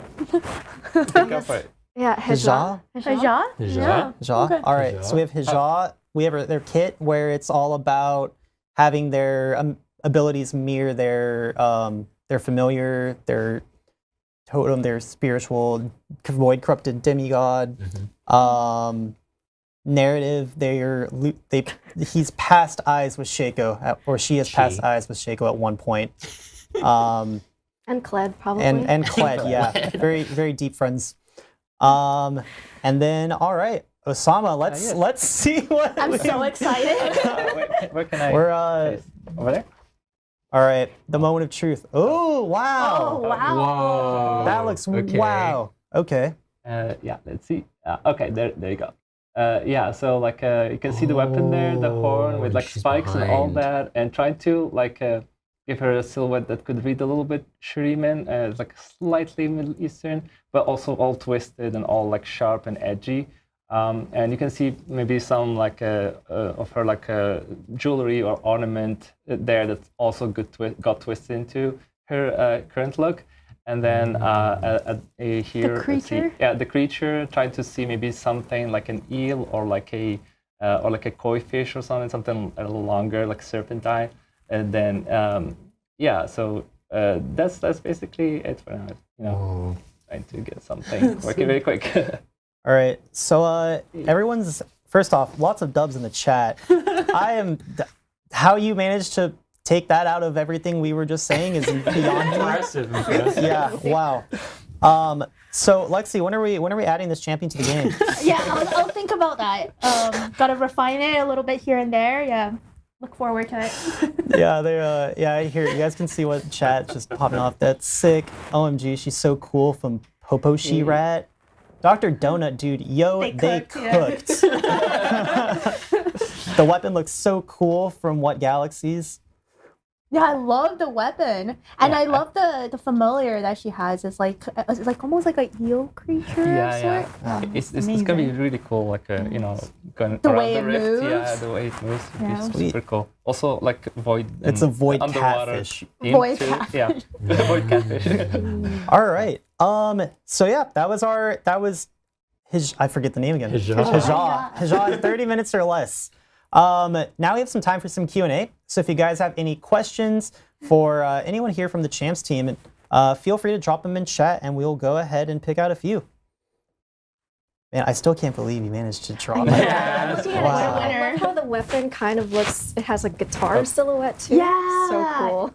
The shell component that's coming through. That's Like really the cool. edgelord, and she can smash it. Smash people. Yeah. That I can definitely see the physical aspect there. Like, because when I was like thinking of a hunting horn, I was like, wait, how are you gonna throw it? But yeah, you made it work. It's like almost like an axe. The thing that it makes me think also is because the shell feels like it's from the sea.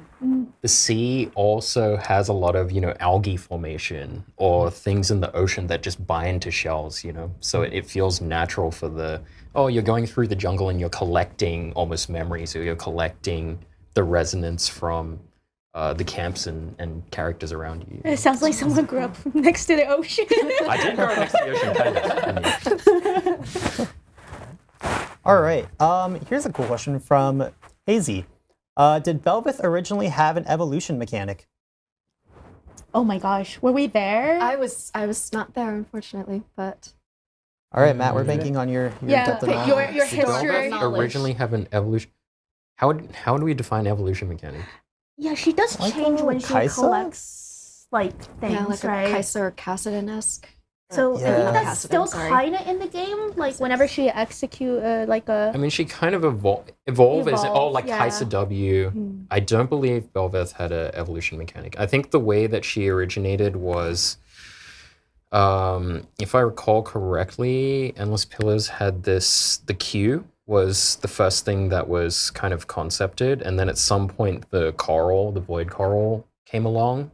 Yep. But I think the Q, it's got a very innovative kind of spell HUD border thing, and that was the thing that was originally like, oh, she can dash. She has a lot of dashes, but she can only dash in set directions. I think that was the first directional. the first directional kid hook thing.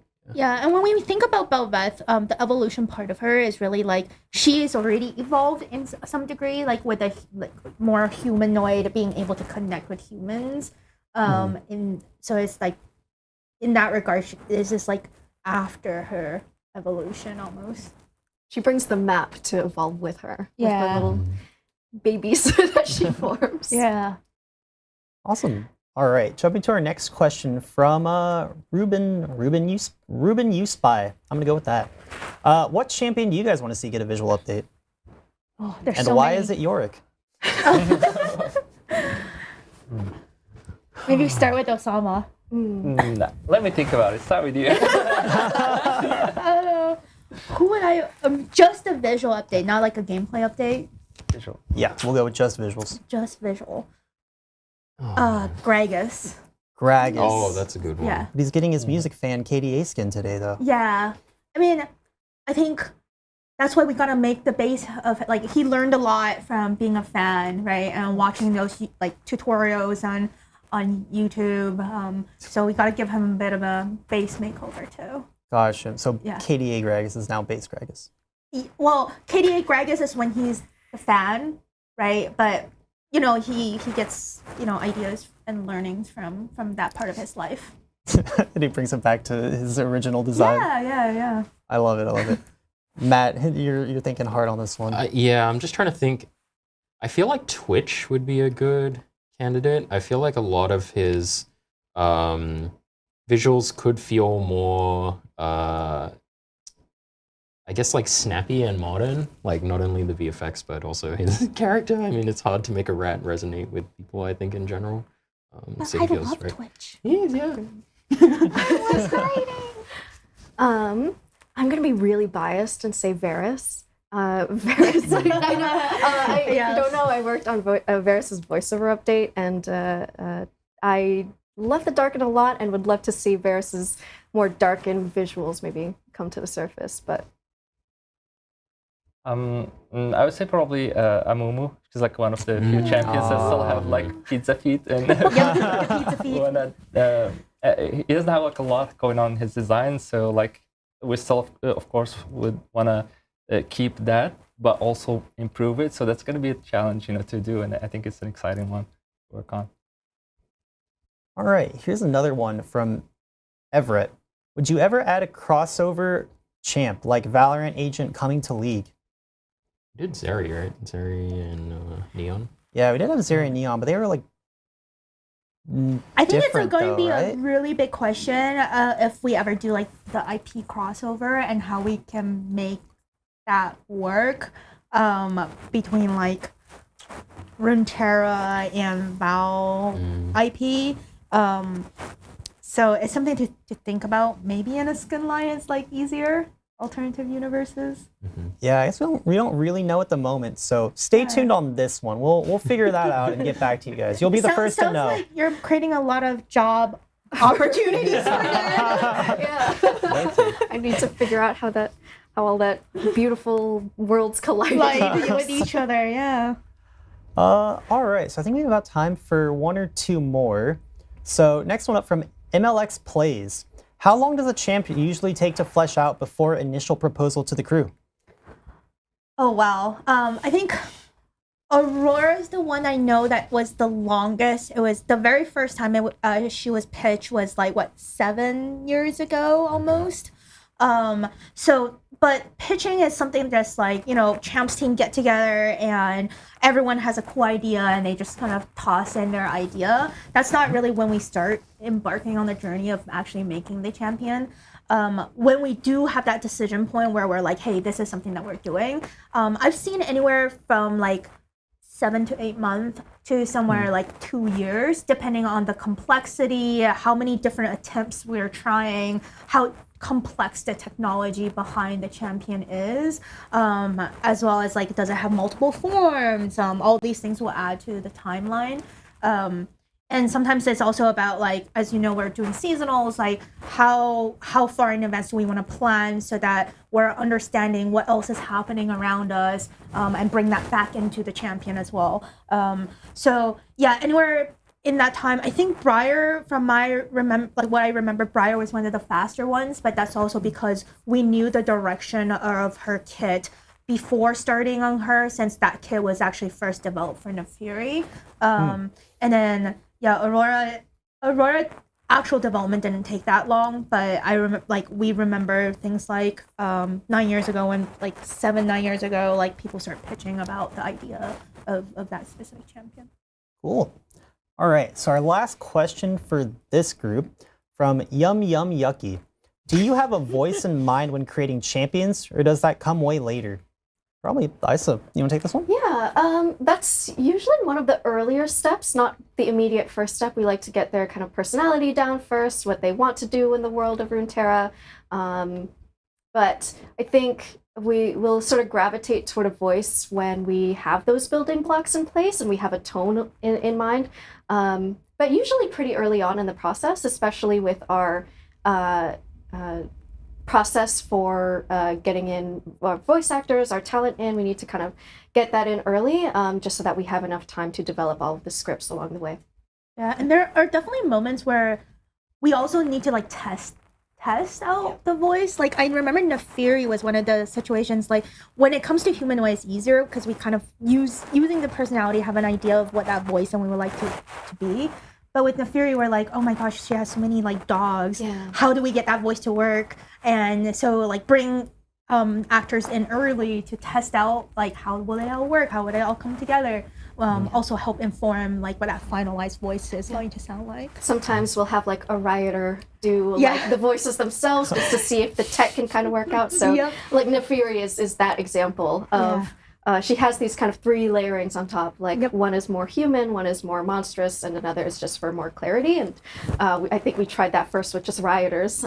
So some need more intensive voice development like that. And then there's times where when we brought in the voice actor, she just did like howls and yips and barks for like hours, right, to Was get this the a right. dog or like a... Well, she's the hound of 1,000 bites. That's 1,000 dogs that she has to play. Wow. Awesome. Well, thank you guys so much for your time today. Really appreciate it, and awesome champion that we've made. Can't wait for them to ship. Is there anything you guys want to say to the viewers at home before you all head up? Yeah, sure. Thank you guys so much for all your love and support. And honestly, like, we go to bed thinking about you guys. We wake up thinking about you guys. It's honestly your like fandom and all of the amazing art that we see that really inspire us to keep on going every single day. So thank you guys so much, and all of your support for all these years. Yeah, thank you so much for supporting League for 15 years now. It's been a journey. It's been a joy to hear all of the love and all of the sometimes criticisms and support, and just supporting the game and supporting and building the community. It's a joy to wake up every day to make the game better for all of you. Thank you, players. Thank you, and have a happy Players' Day. Whether you've been here 15 days or 15 years, it's been really awesome to have you on the journey. Thank you for loving our champions. Thank you for loving the world of League, and super happy to just keep bringing you the best that I can. Thank you, Chad. Thank you, everyone, for showing up today. It's been like a really fun time to share with you, and I hope to continue and produce like champions that you guys will like. And if you guys are happy, we're also very happy. So yeah, thank you guys.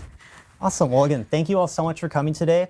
For those of you on the stream, we're going to go ahead and wrap up this segment and go to a short break.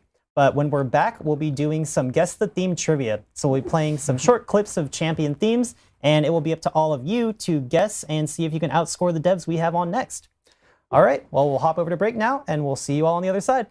Bye. Bye.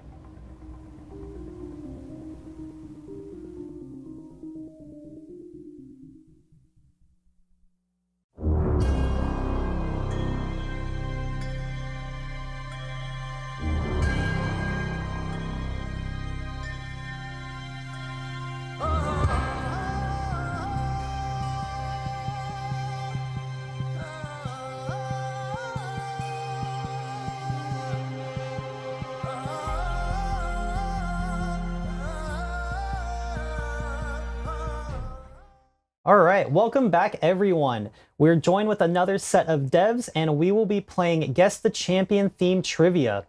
Basically, we'll have about 15 seconds of trivia play for each champion's theme, and I'll give you all 4 answers, and then all of our devs today and all of you at home will have a chance to guess. But before we jump into that, let's go ahead and introduce our devs for today. Hi, I'm Jenny, or Riot Tiny Bun. I've been playing League since 2011, and I've been on League since 2020, although at Riot for 7 years. I am super excited to be a part of the League team. It's been a big part of my life. And I think the project I've had the most personal fun working on was the Battle Bunny Misfortune Legendary skin. Nice. Hello, chat. My name is Bill Hemstapat. I'm a music designer on League. I've been at Riot for about 2 years now, but I've been a player since 2012, so 12 years now this year. Last thing I worked on that you probably heard is Swarm as a project. That was really fun. And last champion theme I wrote was Lee Sin for his ASU.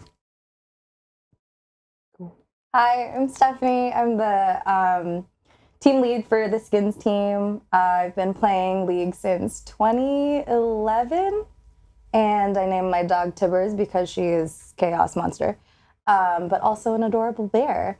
And I am the chaos human behind some of the April Fool's unhinged ideas that came out this year, and I'm looking forward to doing more of that next year, so hope you guys are excited. Awesome.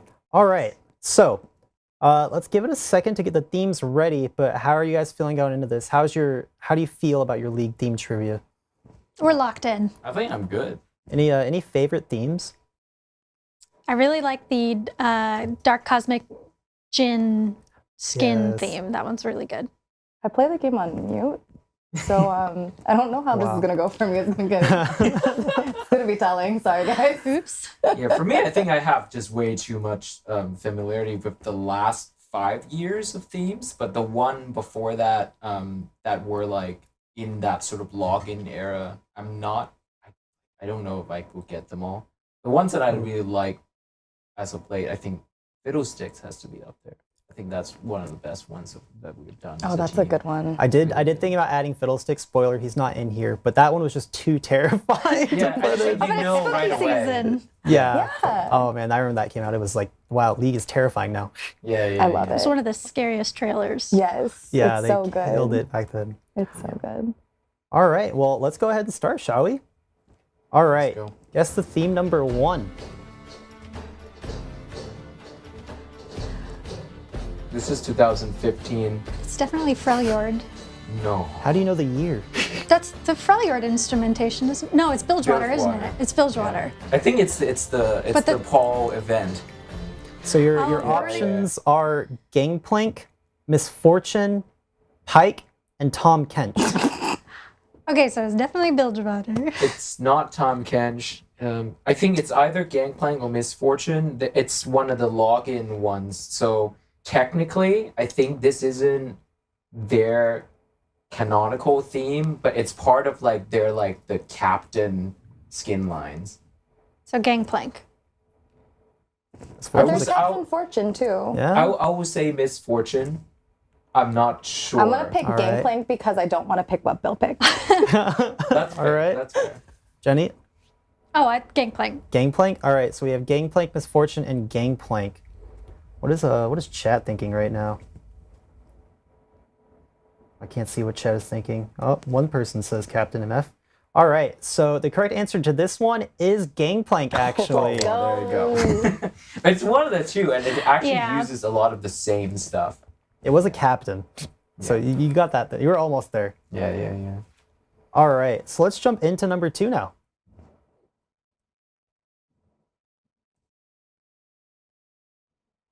Cue the music. Oh. It's Evelyn's theme. Oh, this is way too easy now. All right, no more hints, Bill. I know this one. You know that one? Yeah, It's Get Jinxed. Yeah. Okay. I'm not entirely useless. All right. Master Pov guessed it. So one person already knows what it is. I mean, it's probably one of our most, I think, like revolutionary in terms of music at Riot, as far as that goes. I think just because when Christian wrote it, he was very much like how do I take this beyond just it being like, you know, video game music essentially. So that music video is so iconic. yeah. Yeah, it's our first time All working right. with Fortiche, right? Yeah. I can't, yeah. All right, so the options here are Evelyn, Mundo, Briar, and Jinx. Jinx. All right. Jinx. Yep. Hi. Intended. Yeah, the birth of Arcane, I feel like that it came from this song, I think. Yeah, this was I remember watching this one and being like, wow, I thought this was just a video game. Yeah. I remember Jinx's whole teaser campaign. There were like pages defaced with graffiti. Like Vi was like scribbled out. It was like fat hands, and Caitlyn was hat lady, and it was very cool. Oh yeah, that was so funny when they did that. Oh, those were good times. Hat lady, oh my god. Big hands. It checks Fat out. hands. Yeah, Fat yeah, hands, yeah. yeah. Accurate. All right, next up, number 3. So everyone got a point there. Let's see if you guys can do it again.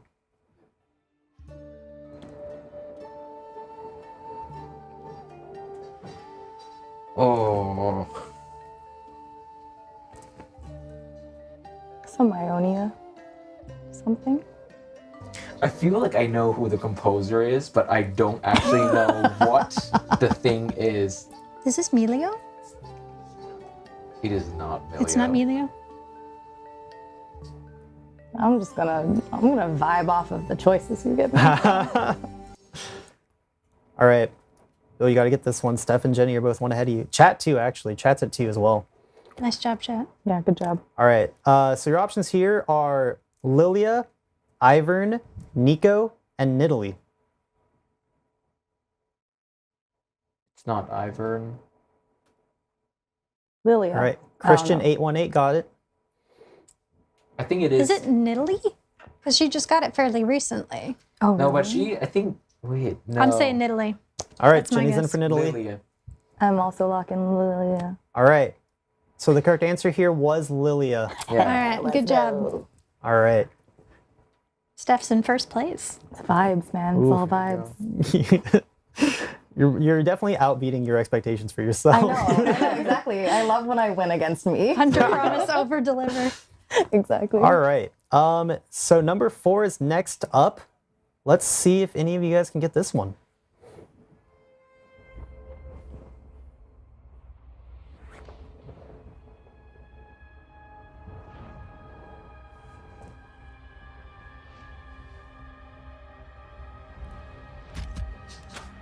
Oh. This is No. This is Jin. Yep. Oh, that's guns. That makes sense. Yeah, it's the most iconic thing. Yeah. Oh, that makes sense. Yeah. All right. It's not in 4-4. So to recap, Is it not? Jenny is at 3. That's disappointing. Or wait, no. Where are we at? We're on 4. I got, Jenny's at 3. yeah. Bill is at 3. And Steph is at 4. Oh, that's weird. And Chat, I believe, was at 4 as well. 3 or 4. Chat's gonna win. All right. We're rooting for each But other. we've kind of, the options for this one were Gwen, Kindred, Camille, and Jen. But as you guys have all stated, it is Jen. Well, I feel like I shouldn't be allowed to pick Jin. Yeah, I think she did get that point. I Like, think I okay. did get it, so I'm like, gonna purposely you pick first- something You random. first Okay. said Briar, which was Okay, well, like, to be fair, she's not even on the list. I don't think that's a point in your defense, actually. I know, exactly. Which is why I don't think I should get the point. Okay, fair okay. Yeah. Honorable player, honored after game. All right, so 4 was Jen. So Jenny and Bill both got it correct. Oh, 4 and was Jen. Steph honorably got it wrong as Briar. there you go. Honorable opponent. All right. So we also had Burke the Kill who guessed it first from chat. Good job, Burke. Ooh. All right, so next up we have number 5. Don't Okay, spoil it, I Bill. know what this is exactly.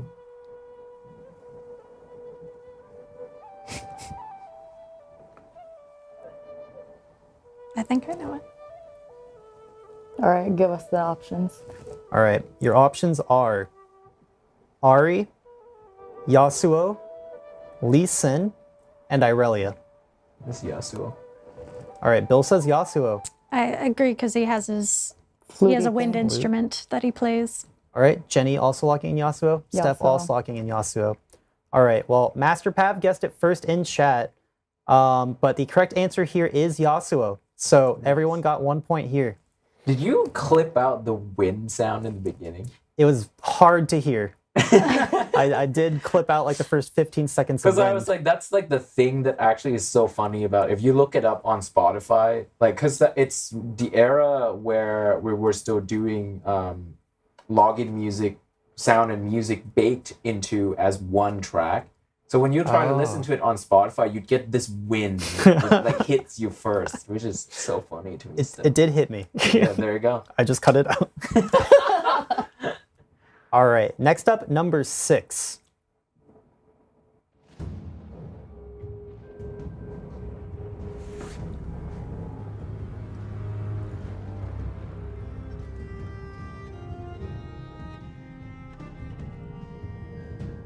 The hell? What is this? Oh, Nicotina 25 got it. Oh. Is this Volibear? Oh, maybe he's one of the It options. does maybe sound he's fairly not. Ordian. Yeah, I think this is Volibear. All right, so your What's my options options? here are Ash, Olaf, Ornn, and Volibear. Yeah, Volibear. It's an Austin Wintry thing. All right. I was going to guess Sejuani, so I guess I'll say Olaf. I was Olaf? gonna say Ornn. All right. So it is actually indeed Volibear. So that's 1 point for Bill. I should have put Sejuani as an option. That would have been smart. I don't think so. Sejuani doesn't have a theme. Yeah, I don't think Maybe Olaf that's why I does didn't either, go with actually, it. but Because what was funny is when we applied for this job as composers, we had to do a little craft test, and they picked 2 champions that didn't have a theme. They had us try to write a theme for it. Sejuani was one of the options. Oh, that's cool. Who was the Yeah. other one, out of curiosity? Katarina. Katarina. Oh, okay. Well, it's never too late. Maybe next year. Yeah. All right, let's jump into number 7 here. Again, so Bill got this one right, and Steph and Jenny unfortunately did not. Number 7, though.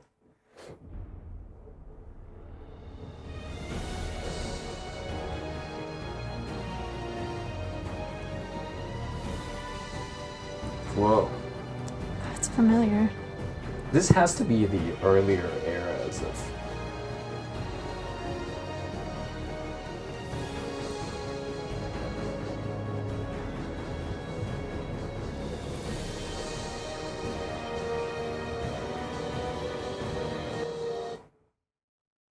All right, what are our options? All right, options here are Renekton, Azir, Xerath, and Nasus. Azir. All right, Bill says Azir. I think this is the Alex Temple thing. I'm gonna guess Azir, not because Bill said it, but because I think those other champions were released before we did themes. Ooh, all right. So I'm using timeline. deductive reasoning. Yeah, that's good reasoning for it. I just want to pick something different, even if I'm gonna be wrong. So I'm gonna pick Nasus.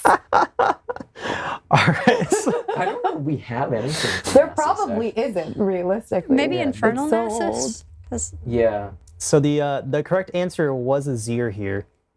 This was actually one I remember fondly because I got in trouble in one of my first college lectures of the semester because I was like manically just like reopening and closing the client to try and get it to update and patch so I could play Azir, and it just blasted this theme out. Yeah, there's no turning off that lock-in screen music, huh? It's just Why like, would you though? It was so good. yeah. It was not good for my math class though. Anyway, number 8. All right, so Bill got that one right. Steph proudly not aligning with Bill, but number 8 is playing now. Jenny, you got that one wrong. I'm sorry. I said Oh no, Azir. you said Azir. You got it right. Never mind. Justice. I'm sorry. I'm sorry. Justice. Yeah, I know what this is. Nunu. Because he has the flute. Yeah. Yeah. But also, I remember this tune so well. It's like From playing Song of Nunu. Oh, yeah. Good plug. All right, so your options here are Milio, Nunu and Willump, Smolder, or Poppy. Nunu and Willem. Nunu? Yeah. All right, so Jenny and Bill say Nunu. Steph, what's the I move want to here? be wrong again. I'm just like Poppy. Poppy, all right. I just. I Probably does refuse. have a theme, but it's Well, I not just this. refuse to pick the right answer because you told it to me because I'm stubborn. All right, Bill, we gotta.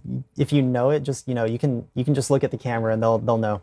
Right. I'll shut up next time.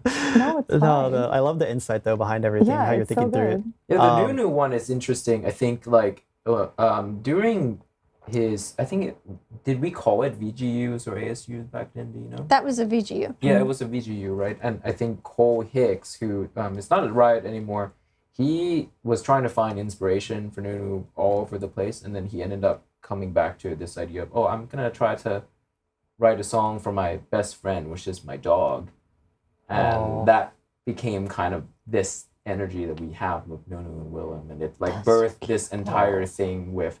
Like that game, like, Song of Nunu wouldn't have existed without this specific thing. Wow. And then there was like a community song that was made, like the what is it called? Like, oh God, I can't remember the song name. Oh, the community remix one. Yeah, it's the one that became the trailer music for Nunu and Willem, like something You and I or something like that. Oh man, I have to go watch. Chad is gonna grill me. I think I feel like I should know. Chad, this. do you guys know what it is? You and me? Me and you. It's I'm me getting and mixed you, answers. You and me, or whatever that song is. But yeah, it does have like a lot of history around how it became like Song of Nunu, the video game. Oh. And it all started from here. Now I wanna go home and play some new games. Yeah. I have a newfound appreciation for that character. 100%. All right. Let's go. We're getting closer to the end now. Number 9. Let's let that play.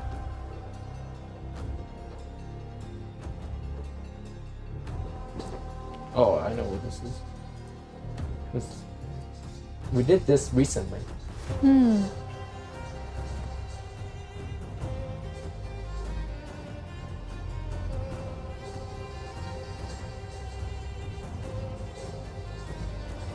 All right. Yark's got it.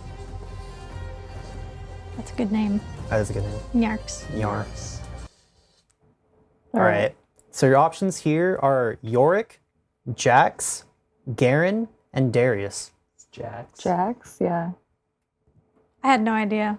Do you want to go with Jax? Or do you want to go Well, yeah, but be that feels like boldly a free do you want to be point. boldly incorrect? I must honorably abstain. All right. So the correct answer here is Jax. Yeah. So that's 1 point for Bill and Steph. I was going to say Sil. Hey, I accept this. Do you accept I this? do, They're hybrid. Great. They're fusion. We're a thing The now. points Yes. don't combine, just as a heads up. Damn it. Yeah, you didn't pick the best part to play, which is it actually there's a part that has his tower bonk sound in the What? theme Oh, that's itself. fun. Oh, that's on me. I'm sorry. Yeah. I'll do better Chat next time. would know. I think chat knows. Go watch the Jax theme, guys. It's a really good one. Yeah. All right. So going into the end here, we have Jenny at 7, Bill at 8, Steph at 8, and Chat at 9. So Chat's actually, you guys are doing really well. Wait, that can't be possible. It's Yeah, we've possible. done 9. That's crazy. They've got them all right. They've gotten more correct. I mean, No. there's more of them than us. Oh, no, not Chad. I believe Chad. Anyway, It's okay. fine. Well, Sure. math's not my strong point here, I clearly. think I'm losing more than that, but it's fine. That's fine. All right, here is our last one of the day. Listen closely and hard, because this one's very difficult. Yes. Let's go. This one's so good. Happy Timo ASU Day to everyone. Yeah. Yup. There is actually like a very like raw, rock tenacious D type version of this laying around on our hard drives that birthed this entire thing, but we will not share that with anyone today. For our ears only. Yeah. All right, looks like Nico Tina again got it first. Yes. At Nice this job. point, it's just a typing Fingers on the competition. keyboard, where yeah. It's like, Highest word per minute in chat. That's honestly a really good honor too. Or maybe fastest internet. yeah, there Yeah. you go. Either way, awesome job, Nico Tina. Nice. All right. So that, Timo. yeah, sorry, I had to go through the options. Timo, Viger, or Rumble, or Corky. Timo. Ah, so all yordles. Yeah, all Timo, though. yordles. All right. Surprise, it was Timo. And that brings us to, oh, my points changed. All right, I'm going to assume the ones on screen are accurate. So we ended up with Jenny 7, Jenny 8, Bill 9, 8, 9, Steph 6, That checks out. and Chat with 10. Nice. All right. Go chat. Good job, chat. Awesome job, guys. Well done, chat. All right. So, I think we all did better than we expected that we would do. You were spitballing at 1. Yeah, so this is huge for me. All right, awesome job. So that does conclude the theme trivia. So we'll go ahead and take some questions and do some Q&A with chat for a few minutes here before we wrap up. As a reminder for everyone at home, Steph and Jenny are here representing the skins team, and we have Bill from the music side of things. So yeah, we have time about for 3 quick questions here. A lot of people asking for the other version of the Timo theme. Well, if you guys ask enough, maybe we'll give it out, but maybe. Spam us on socials, guys. At League of Legends. It does exist. Just, just keep saying it. Here is a good one. All right. From, this is a long name, Rubidium Oxide. Do you have a favorite voice line from the game? Oh. That's a great question. I this actually isn't my favorite voice line, but it's one that cracks me up every time. It's for Sona. It's like when she goes like, I think it was like, I'm from Demacia, but my heart will always be with Ionia or something like that. It's like such like the early day, like League of Legends memory of just like, wow, like you really have to like state the obvious of like, this is the lore of the champion that we want to tell. But I always love that line whenever I see it shows up in TFT and stuff. Like it's like just like reminded of such early days of League for me. Yeah. Jenny, Steph, any ones that come to mind for you guys? For sure, yeah. I actually have a Vi tattoo here. It's her little heart from Heartache. I don't know if it's on camera at all, but she has a line, if you hit a wall, hit it hard. I think that's a great line. It encapsulates her personality, but I also like it as a little bit of motivational, you could see a kitten hanging on a wire on a poster saying, if you hit a wall, hit it hard. Really good words to live by. The gremlin in my brain is just thinking about Twitch. And it's just repeating in my head. I was hiding! So I cannot say anything besides that because that is all consuming right now. It's okay. My gremlin was just repeating the Alistar, you can't milk these over and over. Okay, I had a friend that he bound his Q key to the voice line key, so every time he would knock anyone up, it would always play that, and it was just like laning with him was impossible. I was just dying of laughter. All right, next question up. Master Gamer 29. Do you think about upcoming champion releases while thinking about skin lines? Yes, often. I think one of the things that we are always doing is talking to the champs team, trying to understand what their roadmap is, and then trying to plan out approximately what might be releasing in that time. So that would be a good fit for that champion. And that works out sometimes, and sometimes it doesn't, because I think one of the things that we try really hard not to do is force a champion into a skin line if it's not a good fit. And we'd rather have a launch skin be for something that is really, really cool for that champion when they launch than to, shoehorn it into whatever is in our roadmap at that patch for that time period. So it's kind of a delicate balance between the two, but it's certainly something that we're always talking about. Yeah, there's, if you look at Hui, for example, his launch skin did line up with a skin line event with Winter Blessed, but Renata Glask has her own one-off Admiral that I don't think, or was Steel Valkyries out at that time? I might be wrong, actually. I remember it was bundled with that. I can't remember if it was out at the time. I think I'm wrong, actually. All good. Oh, here's a quick one, and then we can jump or wrap this up. Ezreal from. I'm getting trolled by the person putting in the questions. From Ezreal is life. Pool party Ezreal. Wait, Ezreal is life is actually the username? Yeah. Of this person? No. All right. No. It's, in all seriousness, we have been having multiple conversations about eventually bringing back Pool Party. I think we have some pretty cool contenders in there that I will not spoil for you. But it is something we are talking about. So good to know you want Ezreal. Big Ezreal fans in the chat. Yeah. Yeah, especially Ezreal is. I can't get over the name. All right. Well, thank you again so much for coming by today. Really appreciate you all taking the time to do this and hang out with our players and celebrate Player Day. But before you all do head out, is there anything that you want to say to players before you leave? Yeah, thank you so much for playing. Like I said, I was part of the League community before I was a Rioter, and so I try and keep a piece of that with me for all my decision making, and I appreciate when y'all hold me accountable on Twitter. Oh, that's so nice. Yeah, likewise to Jenny, I was a player before I got to be a composer here. And it feels unreal that, 10 years later, 12 years later, I would go from, being a League player in my dorm to actually, working on League of Legends in 2024.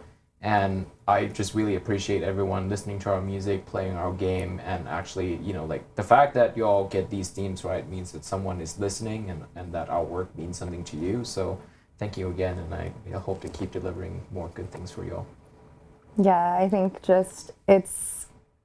it always blows me away the amount of support and dedication and passion that all of you have for the things that we make. And it really, I think, makes all the effort that we put into these things super, super worthwhile. And I don't know, I really enjoyed seeing everyone's excitement and reaction to the things that we've been making. And also the feedback, good and bad, is really tremendously valuable and is only possible because we have so many of you that play the game and care so much about what we make. It makes our jobs, I think, a lot more rewarding and fulfilling as well. So thank you. Awesome. Well, thank you again so much all for coming. Really loved having you all on. For those of you watching from home, this is the end of this segment, and we're gonna go to a short break. But when we're back, we'll be doing some esports trivia. Don't Google it, but you can look up beforehand. See you all soon.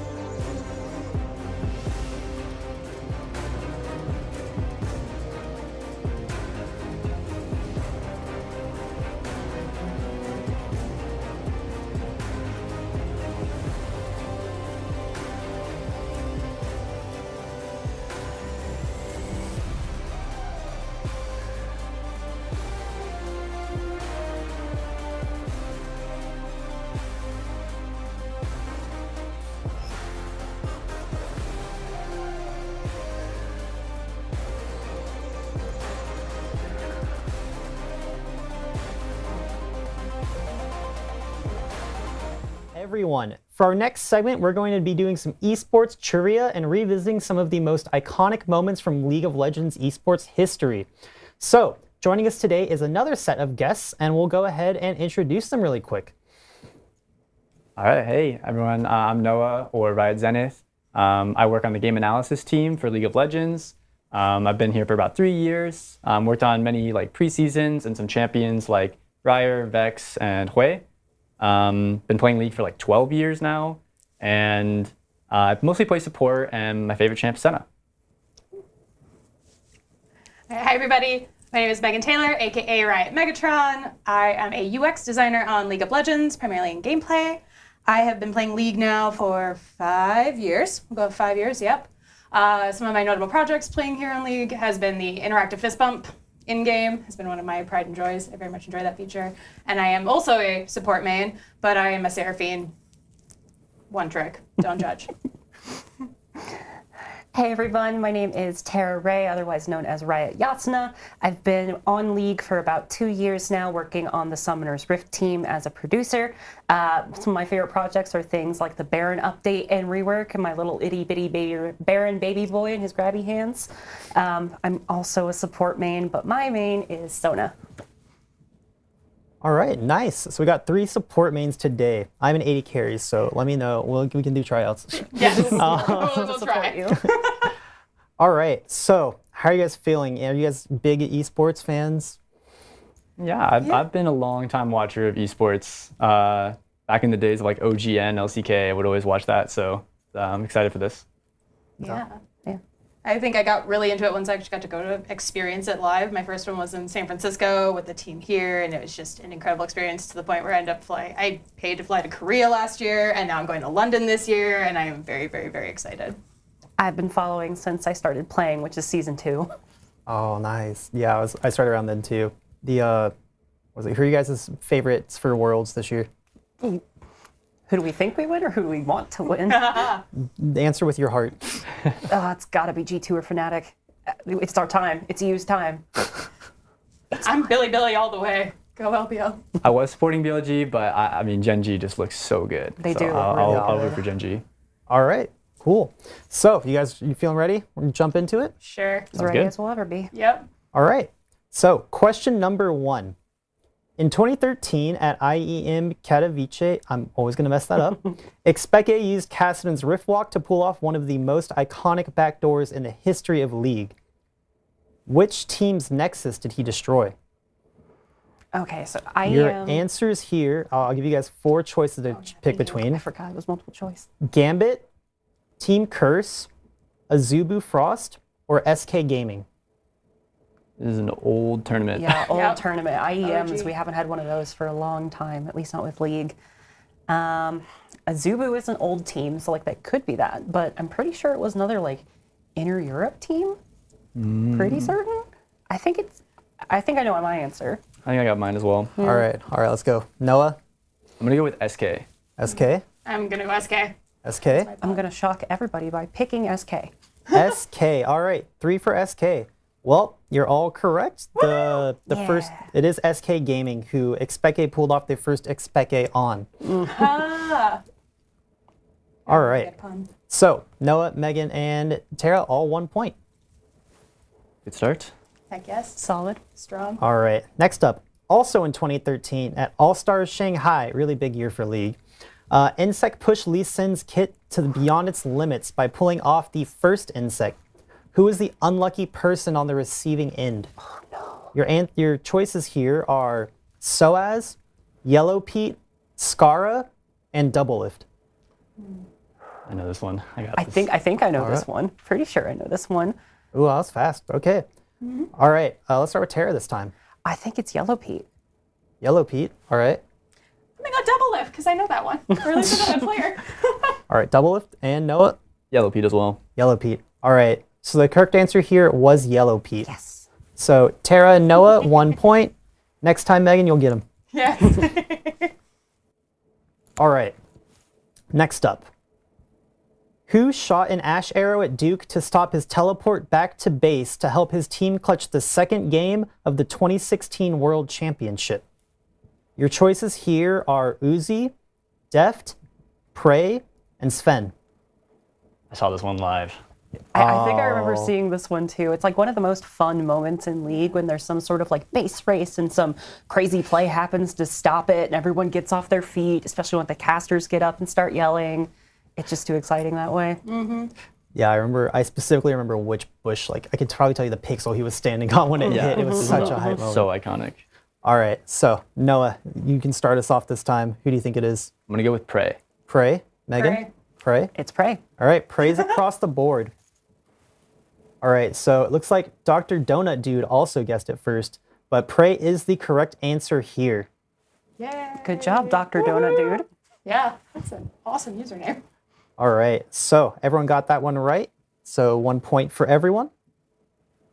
Let's give chat a couple seconds to catch up here. And all right. So next up, which player has made the most appearances in World's history? Yes. You got actually 4 options here. Oh, right. Multiple choice. Jensen, Faker, Double Lift, or Xiaohu? The answer will surprise you. I think we were just talking We about were this legit one. just Yeah. talking about this one, Because yeah. it literally just changed. Yep. Yeah.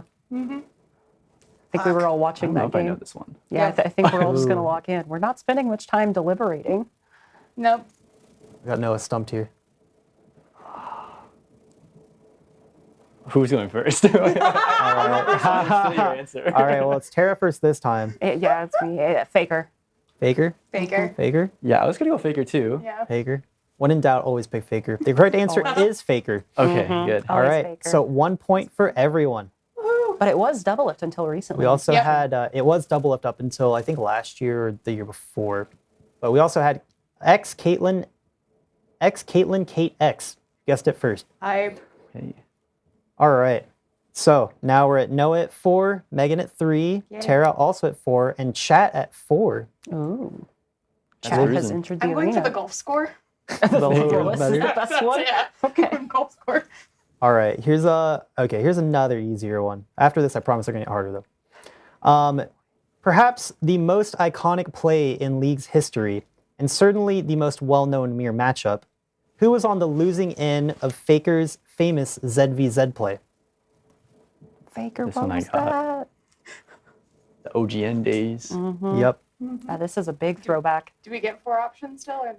Yep. Your Oh, okay. 4 options are Bjergsen, Ryu, Deft, and Ambition. Looks like Ice Cold Killa guessed it already. Nice. We got to be better than Ice Cold There's Killer. kind of a I trick know. answer in that one, but I got this. Yeah, Got this one? I feel pretty confident. All right. I want to do Megan first this time. Yeah. Ryu. Ryu? Yep. I'll go with Ryu as well. Yeah, it's Ryu. All right. Ryu across the board. 1 point across the board. Woohoo! Good stuff. All right. Now things are getting a little more intense. More spicy. Ready. Let's go. All right. So, back in 2018, Teddy set the world record for the highest CS achieved in a single professional game. Wow. How many minions did he farm? Your choices are 1,465, 1,221, 954, and 794.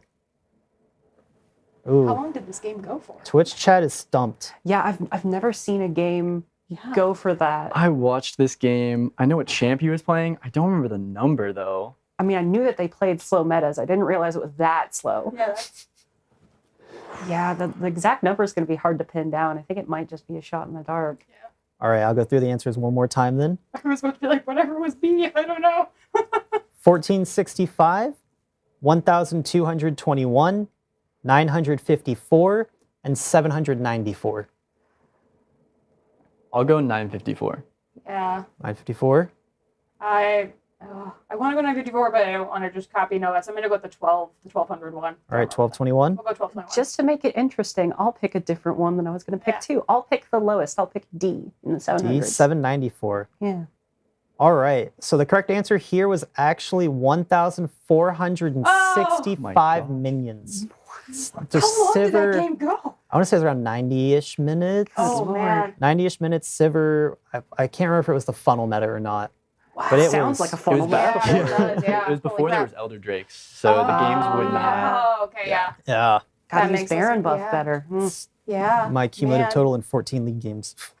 Wow. Yeah. All right, so unfortunately no points across the board. Did chat get it right? Oh, yeah. Chat did get it right? Well Let's done, go, chat. I hope you guys didn't Google it. I was about to be like, I have Google. The All right. chat's honor here. Yeah. Next question. To this day, only one player has gotten a pentakill in the finals of a world championship. Who was it? Your choices are Showmaker, Kingen, Ben, and Mickey. Not our Mickey, right? no, James Designer Mickey. Is it Mickey, Mickey X? I can't remember if the X was silenced or not. I think it was Mickey I think it X. was. Okay, that one. I think I got my answer. I I'm think not so, 100% too. sure on this one though. Yeah, me neither. All right. Tara, you want to start us off with this one? Which one was A again? Showmaker. Yeah, Yeah. I'm gonna guess Showmaker. Showmaker? Yeah, I was going with Showmaker. I was gonna go with Kingen, so. Kingen? You might be right. All right, so the correct answer here is actually Ben. Oh, The only look at us. pentakill in the world's finals on Fiora. Oh, of course. She Okay. longs for a Yeah, worthy yeah. opponent. She does. Good job. They didn't win though, right? No, they did not I win. think so. Okay, that's what I was thinking of winner, like world's winners yet, but Because maybe I this year, studied we'll the see. winners, but I didn't. No one ever thinks about the people that aren't the winners. That's right. If you're All not right. first or last. All right, so next one up. At Worlds 2020, Damwon beat which team in 19 minutes and 3 seconds to set the world record for the fastest win in Worlds history? Your choices are G2, Team Liquid, Unicorns of Love, and Gen G. I know this one. Yeah, This yeah. is a good one. I know this one. It hurts, but I Yeah. know it. All right, Megan, why don't you start us off with this one? Crud. I was hoping these guys were No cheating. Well, I know. I guess it feels like it would just be an anything, but I'm gonna go with Liquid. I feel Liquid? Like, yeah. All I'm right. sorry. I know. Noah? I'll go with G2. G2. It's Tara? G2 makes me cry. The correct answer is G2. I'm sorry. Never forget. 2019 was our year, man. Looks I like say that every year. I know. It's okay. Rafune guessed it first in chat. Good Yeah. guess there. Well done. All right, next one up. Another iconic play from League history. So a Captain Jack, for those that don't know, is used to describe a perfectly timed cleanse. Which ability did he cleanse when he made this famous play? Your options are a Morgana Dark Binding, a Sona Crescendo, a Twisted Fate Gold card, or a Rise Rune Prism.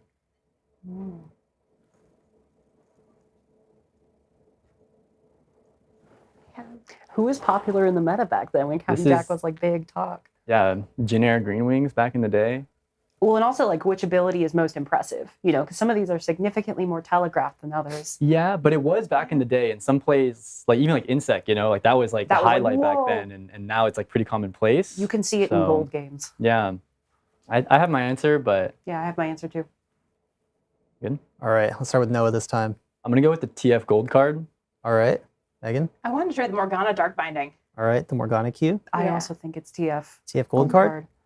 All right, so it is the TF Gold card. Nice. We had Yaskub guess it in first in chat. So that is 1 point to Noah, 1 point to Tara, and 0 points to Megan.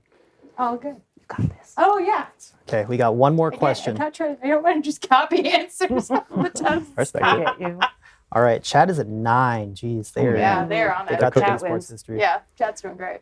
All right. So, which team currently holds the honor of having the longest undefeated streak in pro play? Your options are PSG Talon, G2, Invictus Gaming, or the Flash Wolves. Man. Are we talking domestically or internationally or everything? Everything, Ooh. I think. I can't remember when I looked at the question. Okay, that eliminates a few people. This is hard. Yeah. Yeah. I think it's between two. Yeah, same for me. Yeah. Yeah. Now I just have to decide if I vote with my head or I my got heart. mine locked in though. I'm good Yeah, to go. I'll lock mine in. All right. All right. Tara, I think it's IG. IG. All right. Megan, That is Invictus. Invictus. I was gonna say Flash Wolves. The correct answer is Flash Wolves. Nice. All I was right. really hoping I was actually going to get that one. Just be like, yeah. That's all good. All right. So that's 1 point for Noah, no points for Megan or Tara. All right. So where does that? We had Kaisernick guess it first in chat. Good quiz, esports trivia knowledge. I don't know what words are anymore.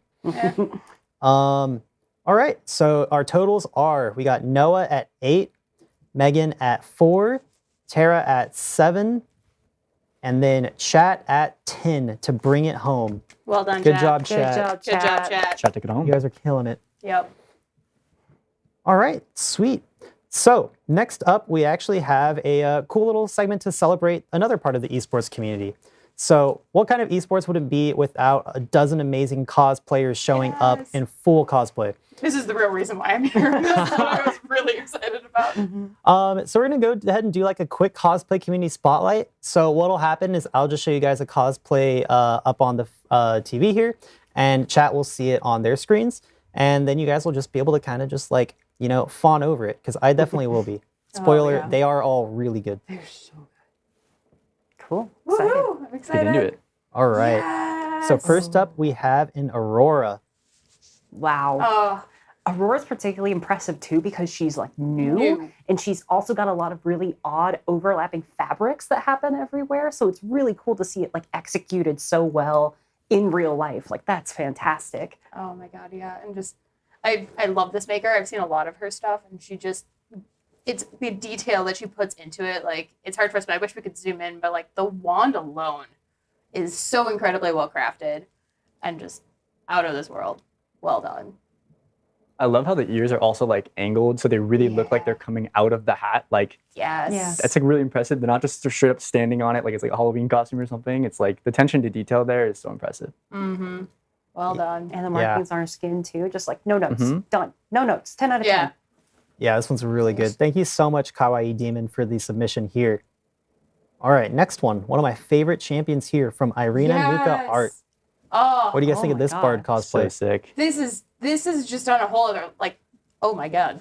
You don't know if you're looking at like an in-game still or if Yeah. you're looking at the character, because that is amazing. It's like, so to see something so faithfully recreated, the horn, the little like, you know, bush around his mask, like yes. wow. I want to know if like you have your own like special, like especially thinking of like heat, and if you were to wear that to a con, do you have your own like AC unit tucked in there to survive? Because I'm dying to know what ventilation is like in that thing. Because oh my, it's amazing. The editing too, like Yes. going that extra The step dudes. above, taking your picture to the next level by like really faithfully like recreating like in-game elements like that for your photo shoot is super sick. You always remember your first photo shoot that has like the extra effects put into Mm. it. Like that's like always like one of your big ones.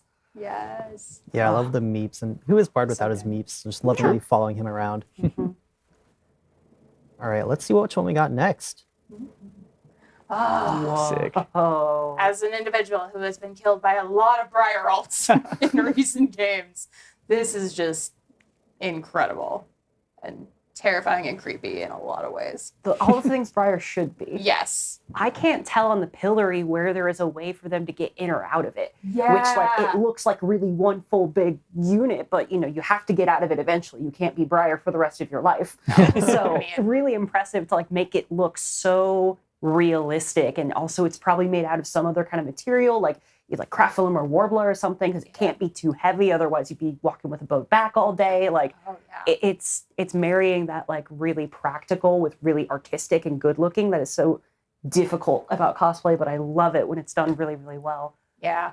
Especially too, like you commented on like the materials and stuff for that pillory, and like just the painting alone and the skill to essentially make those materials look like metal and not just like shiny and it's like this, but it actually has like the wear and tear, and it looks like something that looks sharp as all get out, and I don't want to get close to you because it looks like you will cut me very quickly and efficiently, while also like looking at her face and the attention to detail and the contacts and the makeup and the hair that's like she's even got the little anime curly Q that's like defying gravity. Like she looks approachable, yet I don't want to approach you at the exact same time. Yeah, I feel like getting through the doorways with the pillory must be like Sideways. crazy. Go sideways. You have a helper. Yes. It's really common at like, you know, cons and stuff to have literally somebody to shuttle you from place to place and get you through crowds because things are delicate. Yes. I did a Sona once and the harp was just so delicate. Oh no. Awesome. I think we have time for one more here. Let's see what our last cosplay of the day is. Yes. Oh, we have a Leona from Inked Neeks. Oh, sorry. Also, for the Briar, just wanted to shout out Tina Crafts. Thank you so much for the submission here. Well done. All right, and back to Inked Neeks. Oh. This Leona. This Leona is just on a like, wow.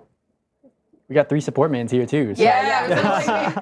Again, I've been killed by a lot of Leonas. I have had to face a lot of them. I've tried Leona myself. I am not a good Leona. I'm not an engaged support. I wondered just how heavy all that is. Yes. Well, you got to wonder about materials too. We were talking about the Warbler, but still, like you get the metal, like the distressing that you were talking about. Yeah. You can see a little bit of that on the shield, and like the hair is working so well with the sort of crown that's going on there, which is like that's always a fun technical ask. Is like, is it accomplished by magnets? Yes. Like, what are you doing with it? Is it all one big hair piece? Yeah. Like it. I would love to see this one in person because I doubt the picture does it justice, but the picture already looks fantastic. Absolutely. Like the attention to detail and the recreation of essentially the base splash art, like you immediately invoke that is Leona. Like it's, you can't, there's no mistaking it. And just even the facial expression, and I would love to know all of those different details and materials. 'Cause it's like, is it leather? What are we, like all of it is just so good. And then looks like it would weigh 1,000,000 pounds for a shield, but I'm assuming with the materials it doesn't. But like, makes my arm sore just thinking about carrying that all day. Yeah, this is, oh man, this one's so good. Like you said, the original Leona splash art, she just does it so much justice. So yes, it's so good. All right, well, that is about all the time we have for now. But before I let you all go, is there anything you all want to say to players before you all head out? Sure. Yeah, I'll start. I just want to say, you know, it was awesome to be here, and I always love being able to try to give back to the player community. You guys are the reasons why we work on this game, why we get to do what we do, and it's a true blessing. So really appreciate it, and keep the feedback coming to us, especially on the gameplay teams. We love hearing it. Absolutely. Yeah, thank you. Bottom of my heart. I never thought in a million years I'd get to be here and do this, and like getting to experience it with you guys and seeing things live and working on a game that has meant so much to me for a very long time. It's just incredible. Thank you so much for taking what we do and sometimes even making it better. The ideas we generate from you guys just mean the world, and see you on the Rift. yeah, I mean, what else can be said? You are the whole reason why we do this. We sit around and think every day how we can make life better for you guys as players, because we're also players at the same time. It's just such a joy to work for you guys and make League of Legends better every single day. Awesome. Well, again, thank you guys so much for the time today. Really appreciate it. For those of you at home, we are going to be cutting to a short break, but when we're back, we'll be doing a balanced workshop with chat. So we'll be bringing on some gameplay designers, and you can pitch them your ideas like you're a member of the team. So if you've ever had that one Yorick buff that you've always wanted to pitch, not speaking on behalf of myself, make sure to get that in chat when we get back. We'll be back after this short break, though. See you on the other side. Delete Jago.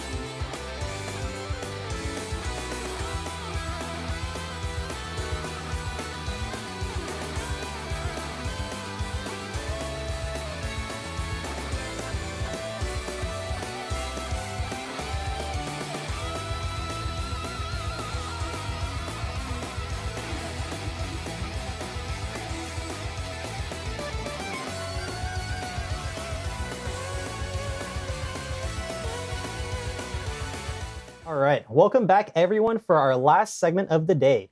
Today we're going to be joined by some members of the gameplay team, and we'll be doing a balanced workshop where we'll be workshopping your guys' or all of your pitches from chat, just like we would as we're preparing for a chat.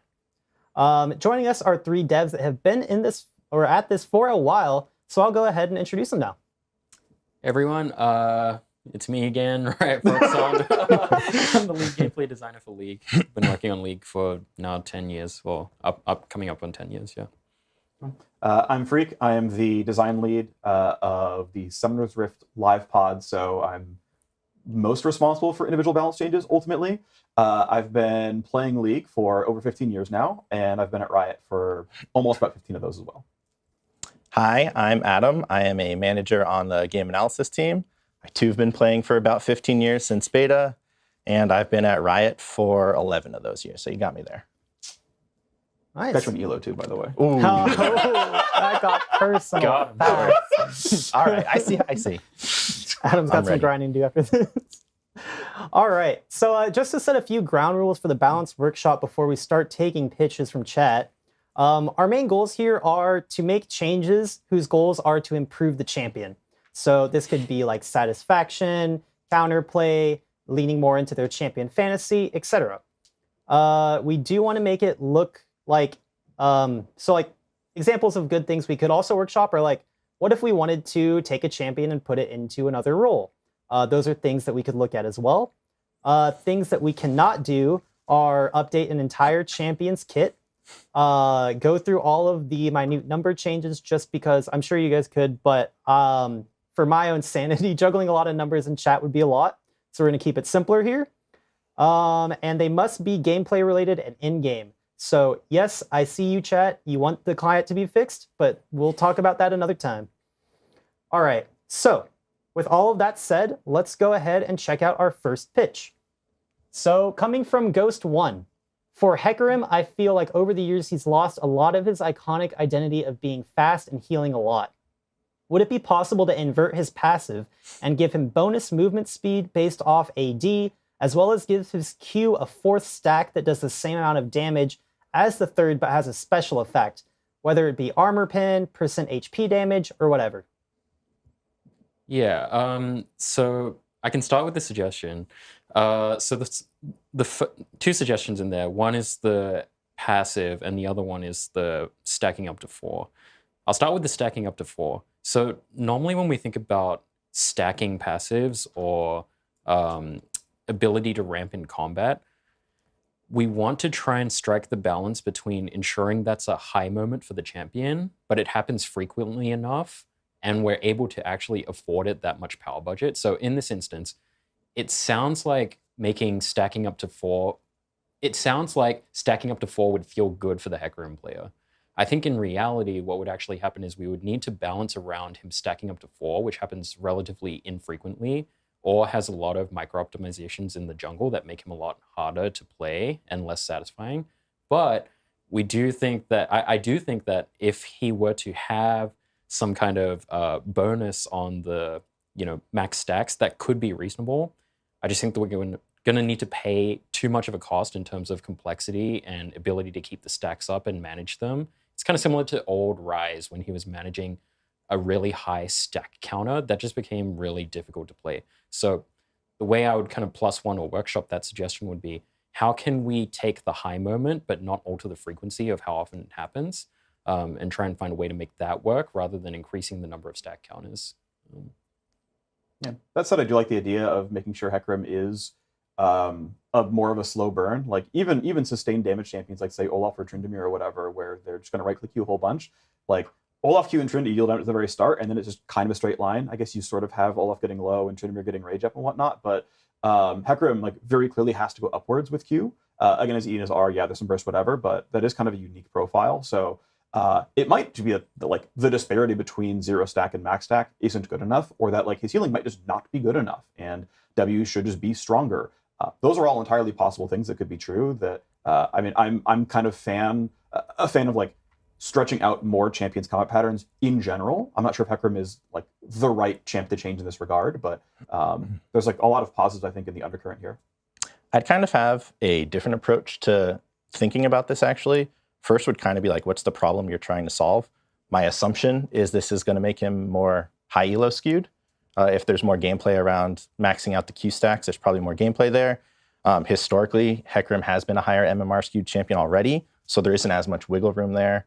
In terms of the move speed, converting AD to move speed, I think that has similar problems. We tend to be happier when Hecarim's combat pattern isn't so bursty. So if he's even more incentivized to build AD, that means his pattern in general is just going to be burstier. And that typically, whenever Assassin Hecarim is strong, gets a little scary. We have a history of nerfing it a bit. So I'd want to think about like, what's the end state look like, and is that actually better for the game? Yeah, I think that actually makes sense. Like there's two sides of it, right? There's what are the motivations of the champion, and then there's like what are the outputs we're giving you. So hey, build move speed to deal damage as I like uniquely want Yomu's active or anything that gives move speed. Like I might run Phase Rush because Phase Rush is now uniquely a damage rune. Isn't that cool? I'm gonna run Celerity because that's gonna do interesting things. I want Boots 2 right away because it's extra premium to finish Boots 2 right away, and I'll get Boots 1 on first recall if I have to, or if I can get Lucidity, then great. And then the other side is like, what do I want you to build? Because the other side is like, I'm going to build a Bloodthirster because that'll give me 30% bonus move speed. And then I'm going to build Yomu's, which for the other reason, because it has so much AD on it. And that you might not want that incentive structure. If Hecarim's not fast enough, it's like, we can you can have move speed lingering when it's done. I'm not saying it's the right choice, right? But it's like, if Hecarim needs to run faster, there are ways to make it run faster without saying, linearly scale your move speed over time every time you get a recall, which we might not want, right? It might just be like, hey, you're going to rush Boots 2 and you're going to feel good about it. Cool. You have this E that's charged really good. Your R is really fast. You're going to feel good about that one. Great. You don't stop to do anything but auto attack, right? Q and W are cast while moving. Like, he is very mobile. Maybe he's not quite fast enough. Okay, right? But like, that's the kind of thing where you can just add 5 base move speed or something else and you'll still get the result that you want. So what's our consensus here? Do we want to, is this shippable or do we need to workshop it some more? We're going to get one. I believe in chat. All right. So next up, we have, I'm going to kill this last name, Philippe Charbonneau. I'm sorry. What's the current direction with Azir looking like on the dev end? Is the team content with its current state? Are there any changes incoming with the on-hit? So Azir is kind of a champion that's been relatively difficult for us to balance. It's hard to straddle the two types of play styles that players have with Azir. One is the Shrima Shuffle style that goes in, and the other is commanding an army of soldiers from range. We've struggled for a long time to make Azir's laning phase feel appropriate while also feeling satisfying to play.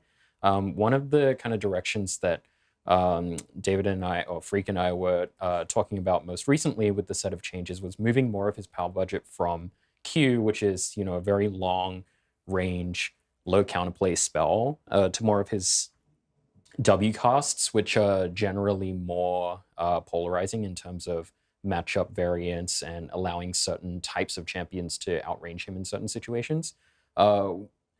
One of the things that we think is a tuning lever in those cases is how fast he's able to push at early levels with W. And that's probably our main lever to be able to appropriately balance his early game. So I think currently he's relatively, I would say, within the bounds of what we can tune, reasonable. I think if we were to prioritize further adjustments, we would think about ways to make the W in early lane feel like it's got more windows for more types of champions. I remember when we did the most recent heavier Azir work a while ago, we were trying to figure out what do we want his fantasy to be. It's very clear, like, hey, command sand soldiers, has them attack a bunch. Cool, that's how he's kind of like a mage marksman. A lot of his identity, kind of the power budget got dumped into the Shrima Shuffle, which had lots of long-term balance issues. But ultimately, the way the player base kind of meshed with the champion, a lot of players actually wanted the Shrima Shuffle more than the attacking play pattern. So it's one of those situations where, does the fantasy match what players want? Does it match what we're looking for? And kind of in a tougher spot in that one. And a couple thoughts here on win rate overall. So one is Azir is quite difficult, and contrary to the very common conspiracy theory, low play rate does not mean only played by mains. These are tangential points. Sometimes they overlap, sometimes they don't. So Azir loses a lot of win rate because first-time Azir players have like a 37% win rate. And turns out if that's 10% of all Azir players, that's a lot of win rate lost out of nowhere, right? So Like anytime you're like, oh my gosh, on this stats website, Azir does very poorly. It's like, yeah, there's a lot of bad Azir players out there who tank the win rate, and that's just true. And every champ has that to some degree. Azir just has it to a very large degree, more than most champions. And so sub 50 on your favorite stats website is going to be expected for a balanced version of Azir. That said, the other side of it is, as you're kind of mentioning, like champ fantasy, whatever. In general, Azir feeling like Azir and doing Azir things is more important than Azir's win rate being like exactly where it's supposed to be, because at least Azir players have their cool novel experience.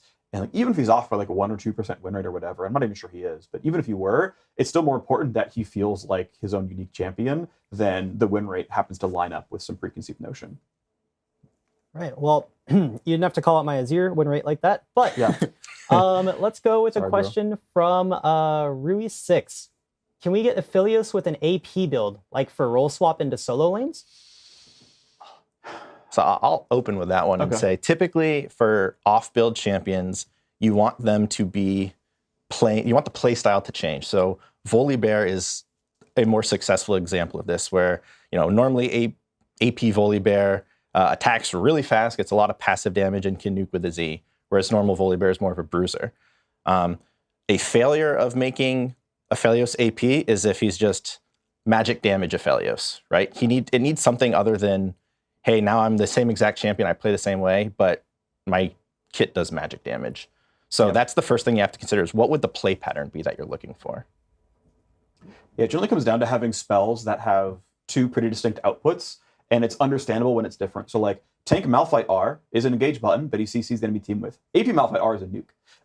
And I'm not saying AP Malphite has the sickest gameplay, but you actually have a very meaningful experience between playing AP Malphite and playing Tank Malphite, through like a lot of axes here, right? AD and AP Twitch, another example, where it's like AD Twitch's passive is there to track for his E, and it like once in a while lets its menu for you or ruins it on the other side. And like AD Twitch's W is just a slow, and that's fine. And then like Spray and Pray is a really big damage multiplier. It's going to crit, it's going to do all these things. For AP Twitch, passive is actually a huge DPS gain. His W, because it just applies his passive, is actually like, not only is it a better CC, but it's also a big DPS source. It's like suddenly Morgana Puddle. And then, yeah, E is still the same spell, it just deals magic damage. Yeah, okay, sure, that's kind of flat. But you end up having like a very meaningful, like, what it means to be Twitch changes when you have ability power, because AD Twitch is a fully functional champion. AP Twitch is also a fully functional champion, but like half the kit is meaningfully different because just different things scale.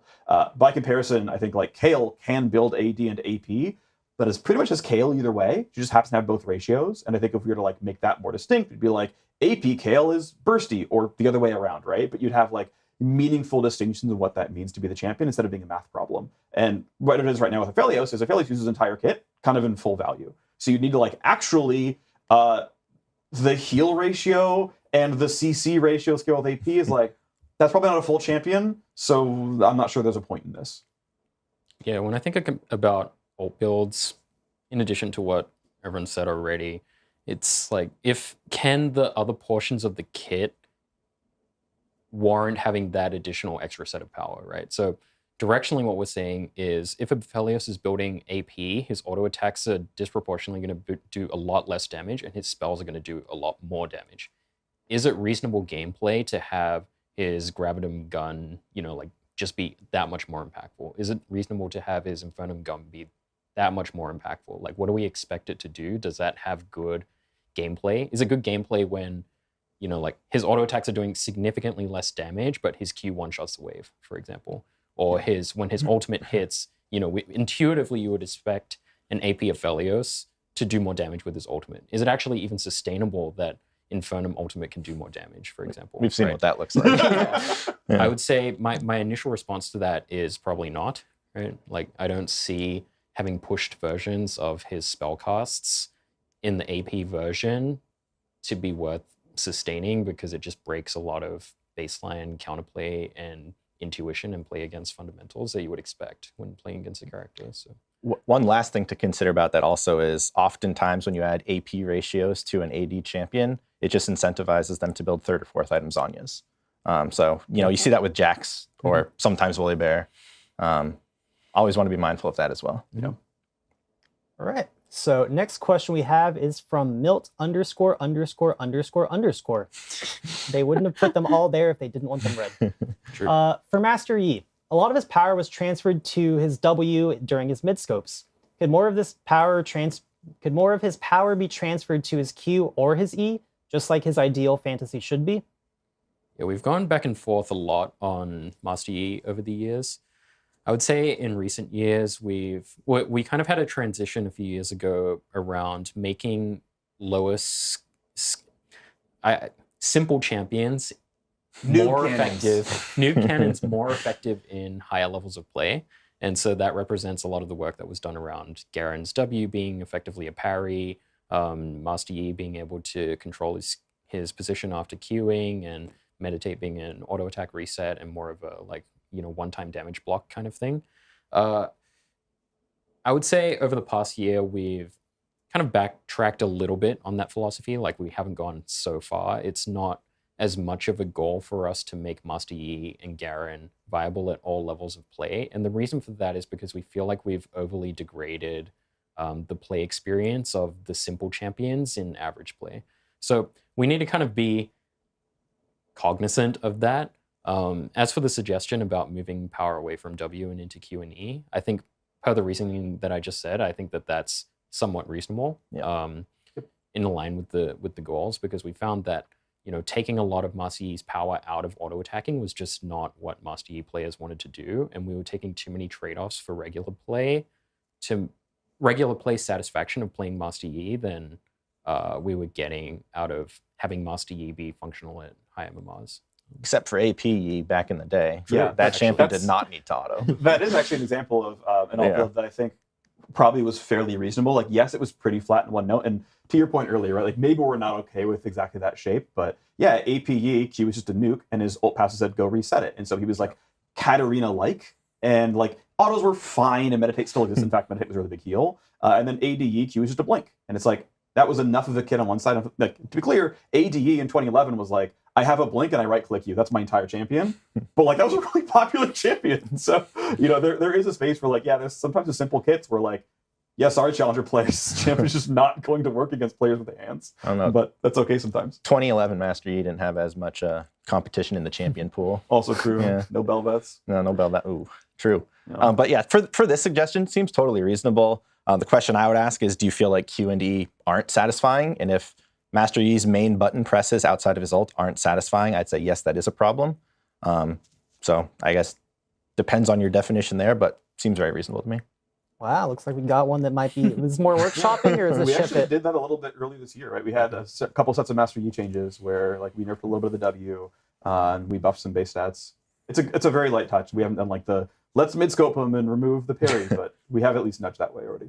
All right. Well, if we nudge more, we can thank Milt ______. Nice. All right. Here's another one. From London Sify. Lund 1 Sify. Could you remove Lex's W self root? So what's interesting is, I mean, I guess you can call it a self root. So when Lex first came out, W was a normal spell, has a cast time, and then when spell was done, the thing came out and it shielded her. And then we're like, you know what? Lux should be able to cast W reflexively. And so we made the missile come out at the very start. And now it just seems like players feel like, oh, it's an instant cast spell with a self root. It's like, well, it's just a spell, just starts on beginning of cast, kind of like how Vagar W warns you at the very beginning of the cast time. All these are different affordances, right? I understand that it feels like a self root, despite the fact that it's a normal spell that we just moved the timing up on. I think champions stopping to cast spells is a good thing. I think in general, the more we have that, the better. It makes combat more readable. I just think there's really a lot of value in sort of holding a line on combat pacing.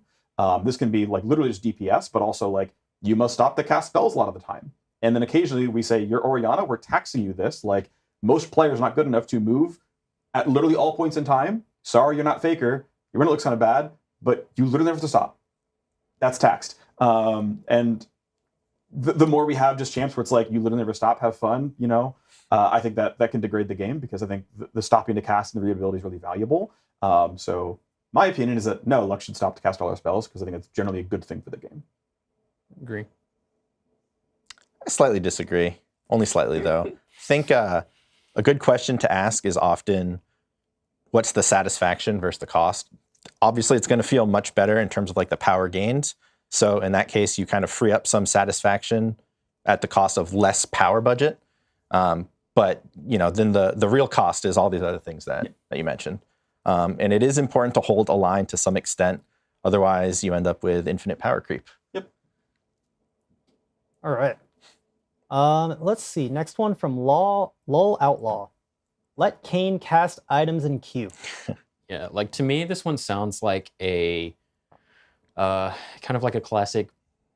Let's reduce counterplay on my champion to increase the burst combo. I don't think, you know, in a vacuum that Kane's burst pattern needs to come out any faster than it does on live. It already feels very fast, especially in Shadow Assassin form. So I'm pretty directionally opposed to this tactic in general. It's pretty important that distinct spell casts carry cost to movement, both for readability concerns and for just the decision making between should I cast a spell or should I continue walking, right? Like that is a very rich choice that is worth preserving and making it clear, you know, and having that have trade-offs is really important to game flow and just pacing and combat pacing in general. Anything else then? Nope. It's good. Well said. All right. So I think we might have time for. Oh, we are overtime. Oh.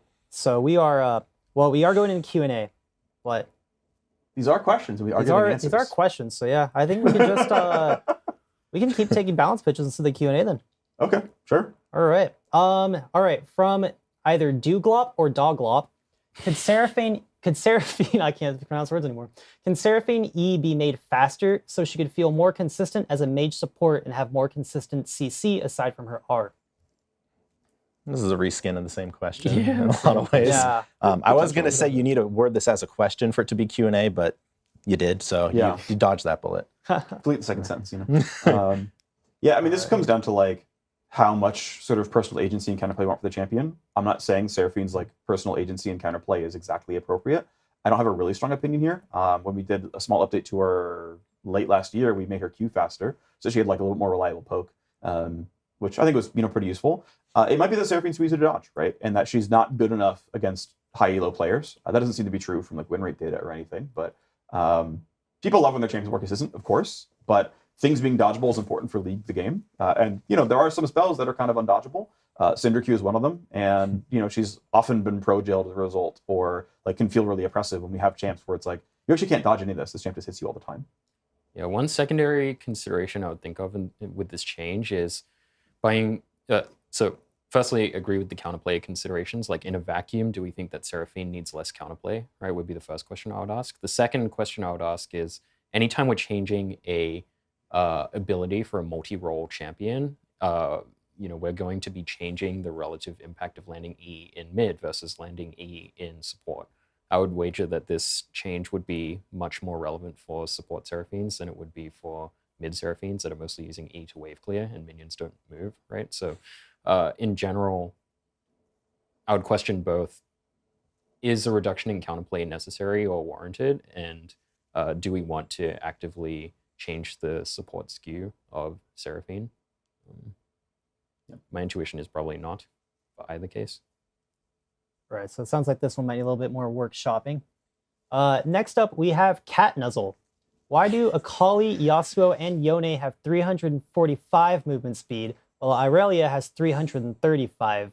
Is there a possible reverting of the movement speed back to 340 on her? I mean, we could. So 340 is, I think, a decent like baseline melee champ move speed. Like I think you just kind of grade yourself on how close you are to 340. I would argue that Irelia essentially bypasses her move speed at almost all points in time. Like Q is so fast, it's basically the best dash in the game. From a like speed times repeatability standpoint, that like she could have 3 base move speed, and aside from getting to lane, is still one of the fastest champs in League of Legends. So I think it's not quite a fair comparison to just compare base move speed because her Q is that good. Beyond that, I mean, maybe she's not supposed to be slightly below average for a melee champion. But you know, you compare to like the other champs you listed here, right? And like those uptimes are much, much lower. So on average, I would say that Irelia is probably still one of the faster champions, and it's fine to have a little bit less base move speed because then the disparity between I've got a wave to reset off of and I don't have one is a little bit more meaningful, which I think is generally pretty valuable. When I think of why Irelia has, if I was to think of Aurelia's kit mobility versus her actual walking mobility, I think a lot about intended kind of moments of power for Irelia. Irelia's passive and her Q very strongly indicate that she's meant to be strong around waves and pretty weak in the jungle. And I think that the low move speed is pretty directionally consistent with that, insofar as saying, hey, when Irelia is around the minion wave, she's pretty dangerous. And when she's not around the minion wave, she's not as powerful relatively. And I think if we were to increase the move speed, like let's just say that she's balanced currently, increase the move speed and lower the efficacy of her dashes, we'd be making that champion a lot more flat. I think it's kind of valuable that players are able to look at a champion, intuit when they're going to be strong based on the kit, and that we don't try and subvert that unless, we're actively trying to change their role profile or something like that. So in these cases, like just thinking about it abstractly, I think it's pretty reasonable that Irelia has lower base move speed, given that her power budget is meant to be more indexed into playing around in and around the wave and less around walking around, traversing the map with nothing to queue to. And then outside of the kit-specific power of the champion, move speed tends to be one of the highest win rate impacting stats, just behind base health regen. And if you give her more move speed, power's coming from somewhere else. 5 move speed, yeah, you'll feel it to some extent, but you know what else you'll feel? 20 more damage on your Q. Not saying that those are one-to-one comparison, but do you really want this champion's power budget to be into walking around quickly or doing Irelia things? Right. There's one minor point to say, which is, it might be that the disparity between fighting in jungle and fighting in lane is a little bit too large, and maybe that's meant to be through dash speed. It could be like literally passive power, where it's like, actually, she can fight you without max passive stacks a little bit more, and like, it's like plus base AD minus passive damage or something. And that would be like, well, I'm at least a little bit useful when we're fighting around blue buff. But again, this is like, there's a million things you can consider here. How big are the disparities, where are they supposed to be, and whatever. Just, it's one of the possibilities. Yeah. All right. So, last question we have time for today. From me, Blackbeard. Sion feels very outdated and has truly been struggling for a long time because he's heavily countered by movement abilities. An interesting change to his E to counter this would give it a grounded effect, maybe only if it's a direct hit, meaning not using a minion as a projectile. Are there any other plans to rework or buff Sion? So one of the things that I often observe with newer designers is a tendency to want to add mechanics to abilities, right, in places where they're not necessarily appropriate. This to me feels like one of those things. How clear is it to intuit Sion's counterplay when you're playing against it and not reading any tooltips, basically? How often does Sion land a naked E, and can you understand that that's what it does, right? We want to avoid as many situations as we can where, oh, the time that you got hit by the thing. First of all, playing against Sion is a pretty rare occurrence if you're playing in top lane and you assume that people pick, champions relatively equally distributed, right? Having such a niche mechanic interaction makes it really hard to understand what's going on, especially when this behavior is not propagated through the spell at large. So if you were to say, hey, actually Sion struggles a lot against mobile characters, and we thought that was valuable to resolve, which for the first point, I don't think it's valuable to resolve because Sion is a very satisfying character without hitting a lot of his abilities, which is like a really rare thing for us to do. It's really hard to make a character where they miss half the time and they're still satisfying and they still sustain a play rate. So the upgrade to the suggestion, I would say, is if we wanted to have this effect, that it would propagate through the entire spell. It makes it more learnable what's going on, rather than getting hit by this one in a 70 games that you would encounter and be like, wait, why did it do that? And that only happens like once or twice a game. Yep. You would be left very confused about what's going on and not be able to intuit what's going on either. So I would say that in general, Sion doesn't need extra ways to deal with mobility. He's actually one of the rare cases where we've succeeded in making a character that misses a lot and is still satisfying, and I wouldn't want to mess with that much. One thing I call it as well is I think grounding as a mechanic is generally one of the less great tools in the game. It's a conditional silence, right? And it's like, oh, did you land this against Aatrox? Well, his E's on cooldown, so literally nothing happened. And yeah, conditional silence is, like, as a mechanic is not great, especially if it's not well telegraphed. I would argue that Singe W does an okay job here. It's a pool of glue on the ground. Okay, sure, I can like kind of learn why my dashes don't work against the pool of glue on the ground. It already slows me. Like, it's pretty well understood. But like even Poppy W, it's like it knocked me out of the dash, and now I can't cast if I happen to have another dash for some reason, which like 4 champions do. It's like the learnability, that's not great either, to be honest. And so I think it's pretty wise we don't use grounding in many places. And I think Singe W is kind of one of the only great ones here. And it's like, if it roots you for a quarter second, that's a way better version of like, okay, Scion E has a half-second root, so we can half-charge his Q. And if he knows that it's against Ezreal and he's got to let go early because of Arcane Shift, okay, fine. But again, that's if we even think we need him to be better against mobility champions, which I also think is, not really needed. Yeah. The last point I want to make about grounding is the satisfaction for the person applying it versus the frustration against. Grounding tends to be heavily weighted towards frustration. So in terms of power budget, you're actually not getting like so much, but you're eating a lot of potential ban rate and other player frustration. Yeah. The last thing I would mention is, 2 things. One is, agree with Freak about the thematic affordances of, getting hit by a minion doesn't indicate in any way, shape, or form to me that I can't use a dash ability. At least Poppy's W has a, like this cage thing, or Singe's Puddle has a, like the sticky goo on the ground, so it like kind of makes sense. It's nothing about getting hit with a minion or him yelling at you angrily. That indicates that I scream can't at him till they die. Yeah. jump. The other thing I would mention is that there are other ways to solve the problem, right? Like if we were to agree with the problem statement, right, which is Scion struggles against highly mobile characters, why not make Q's channel time faster or something? Or why not make Q, do its knock up slightly faster into the wind up? Or why not make R actually hit them and stun them longer or something? It's a very common, I would say, pattern for a new designer to add a mechanic to a place where we don't need to add the mechanic and just use the existing ones. Awesome. Well, thank you guys so much for taking the time today. Unfortunately, that's all the time we have for pitches, but I'm sure we'll see them online eventually. So guys, put them on socials. We'll eventually scout them out.